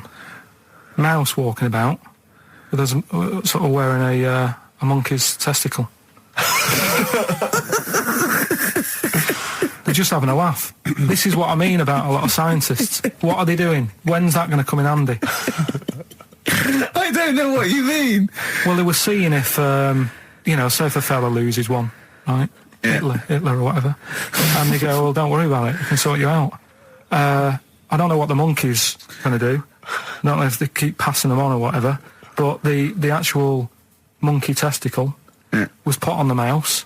And it worked. It worked for the mouse. But isn't it... I mean, isn't a monkey's testicle quite large in relation to a mouse? Would it not look like the mouse was on a space hopper or something? Oh, yeah, it didn't look good. Well, they didn't put it where its testicles would be. No, they did. They put it... Well, how could it walk, then? The ear was on his back, so he could just get about. Well, I don't know. But you don't know, do you? You just guessed. Did they grow the monkey's testicles where the mouse testicles would... Well, it looked stupid anywhere else, though, wouldn't it? Oh, whereas a mouse with monkey testicles, that's fine. Oh, you'd be showing off. You'd be all right. I'd prefer that than the ear. When that mouse gets put back in with the other mice, do the other mice go, George, you look different. Have you had anything done? But the weird thing is, as well, apparently it still works as a monkey. What? So, like, what are you talking about? Like the sperm and that was it was still sort of monkey. Of course sperm. it was. What are you talking about? Well, that's weird. But what, Carl? It's only a thing to give it nutrients. That's all the thing they're testing. It's like grafting at that level. Right. What's your question? Because I'm right. What do you think? It would change eventually. It would have changed into a mouse testicle because it had been hanging round a mouse for so long. No, I thought the actual sperm of it though would be a mouse's. Why? Because it's hanging off a mouse. No, but your sperm is actually created in the testicles. So that's why it has to be outside your body. Otherwise, we put them in a nice little cage. But I'm guessing then that they've done this operation so that they can do it to humans. Yeah. Why would I want a monkey testicle if my kids are going to be monkeys? What use is it? No, think. That's no. That's going to happen anyway, Carl. Yeah, but think. Think of what you're saying. They've grown a monkey testicle on a mouse to see if it would still function as a monkey's testicle, okay? So they can do that to humans. So think, Carl. What they'd do is they'd grow a human testicle on a mouse and it could still be used as a human testicle. So what? To give you a testicle that you've lost. From a mouse? No, from another person who it was kept alive on a mouse. Because it's kept the nutrients alive, as opposed to keeping it in a deep freeze. Maybe bollocks go off after a week. I don't know. Maybe they get accidents. He had a little a card. Do you donate your testicles? Yeah, I'll tell you what. No one needs testicles yet. Let's keep them on a mouse. You have yours ripped off in some sort of bizarre skiing accident. You go, you're in a Battersea Dog Town. You pick the ones you want. They can grow them on anything. They can grow them on adaptation. Bulldogs are growing them usually, that's where you see a bulldog. Usually that's waiting for an operator. What don't you understand, Carl? Hang on a minute. I thought this was knob news, not testicle time. I don't understand what Yeah, this testicle time's not for another 10 minutes. Yeah. No, it's all sort of linked and that, though, isn't it? Well, sometimes it's linked to a mouse. But what do you think about, like, I don't know, testing stuff out like that? Is it worth it? Could you not just go straight from... But listen, Carl, I'm getting this information from you. No, if this was on Question Time and someone said there were, Dimbleby and Paxman or whatever said it, I'd think about it as a moral dilemma. You've just said you saw a mouse with a monkey testicle. What do you think of that? I don't think anything of it. I don't think anything of it is the answer, Carl, because I can't trust the info. I cannot trust anything that comes out of your mouth. Well, it's true, but it's just all this. It's the same thing, innit? It's the leeches in a blender. It's the fella looking at an electron. Yeah. It's the mouse with an ear on its back. Yeah. I don't know what the point is. But you don't read on. Because I've seen you read something and you're going, look at that. Man survives on eating knee. And I go, what else? You go, I didn't read on. You look at the mouse with the ear on the back and you just think, that must be murder at a concert. You don't think. You don't think. No, anything I else. just You don't think, read on. is it worth sort of wasting all the... You think he swallowed someone's ear? He gnawed it away and swallowed it and it's just in his system? Yeah. No, I just get a bit sad about the mice and that. I agree. I mean, that is sad, yeah. Of course, anything like that. Travis on XFM 104.9 on Ricky Gervais with me, Steve Merchant and Karl Pilkington. We're doing Educating Ricky. Right, final one. Come on, Karl. Right, what was it? It was, why don't they just get a diary or some paper or something to write on? Yeah. Yeah. Because snappy. I couldn't think of a heading for it. It's basically, Go on. people who have tattoos, I've never understood it, right? That they have something put on their arm. Well, sorry. Have we started the educate? Is this part of it? Are you educating me? This is something that will be useful in my life that I didn't know about. Yeah. Go on then. No, it's just like they've got a machine out, right, that does tattoos. Tattoos. You come up with a design you want, and you this machine scans it, and you put your arm in this thing, and you press print or whatever, and then it does the tattoo on your hand. Or on your what, arm. like loads of little needles that follow a pattern? Yeah, the computer, basically, yeah. Is it a real tattoo? It's a proper It's a proper one. The fella said... well, as long as it goes out, it pierces the skin with a... I just wondered if it's one of those kind of, those kind of... No, it must be lots of little needles or a moving needle that can go Sorry, along but it. how is this cleaned, like, in between each person? Dunno, probably... I don't know. Well, no, as long as it's only that... If it's one needle, it's just the head, isn't it? If it's one needle that moves, and does it like like loads of little... What are we gaining from a machine doing it? Just because they're going to sort of mess it up. But hold on, how do you keep your arm still? Because your skin moves slightly. So the machine it's won't... sort of strapped to your arm. Right, and so it's spread... the fella said that the tricky thing was in all this... It was the fact that, nobody would let him test it out on anyone else, so he had to do it himself. But did it work? Because the thing is with a tattoo artist, they yeah. can see when your skin's moved and they can see what they've done and they keep wiping it and looking, whereas a machine's just got to trust itself. Yeah. So I think one needle could go wrong. If it was a lot of needles, that it just came down, like, 1,000 needles that was an imprint. Yeah. But obviously I'm asking someone who hasn't delved any further than there's a machine that can give you a tattoo. That's all you've got at the moment, isn't it? Well, yeah, basically. That's all you've got? I mean, that's what I've got, because I'm not a fan of tattoos. I don't... But where did you read this again? This was... Internet? This was on the internet, yeah, it was, yeah. Okay. And I just don't understand why people do it. That's what got me attention. Because me... Sorry, what have I learned from this? That if you wanted to get one... you can get one done by a machine now. People say machines are sort of taking over and that, and there's another one. But it's just the fact. I mean, I don't know. So give us the snappy title of this education again. Why don't they just get a diary or some paper or something to write it on? That's what I always think when I see people with loads of tattoos. Like there's that fella who we were talking about the other week in Scotland who was covered 99% in tattoos. Yeah. It's just like, what have you done that for? Yeah. Do you know what I mean? You can't get rid of it now. You've done it now. Yeah.